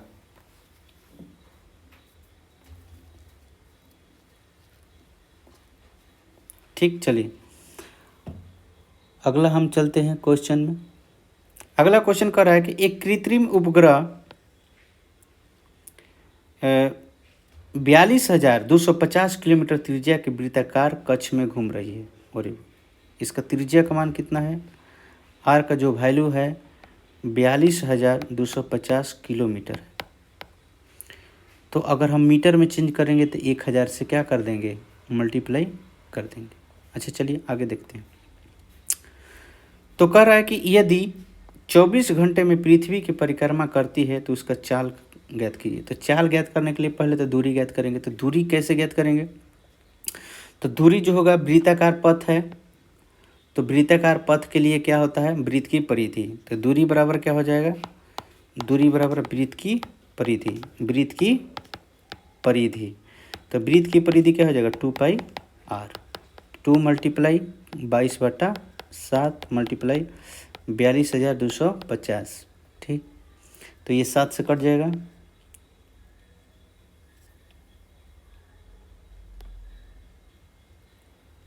ठीक, तो 7 से कटेगा क्या, नहीं कटेगा, 7 से तो कटेगा नहीं, 7 से नहीं कटेगा। तो इसका लगभग मान लिख लेंगे, इसका लगभग मान लिख लेंगे। इसका लगभग मान गुना करेंगे तो इसका लगभग मान आ जाएगा 26,530 किलोमीटर आएगा लगभग मान।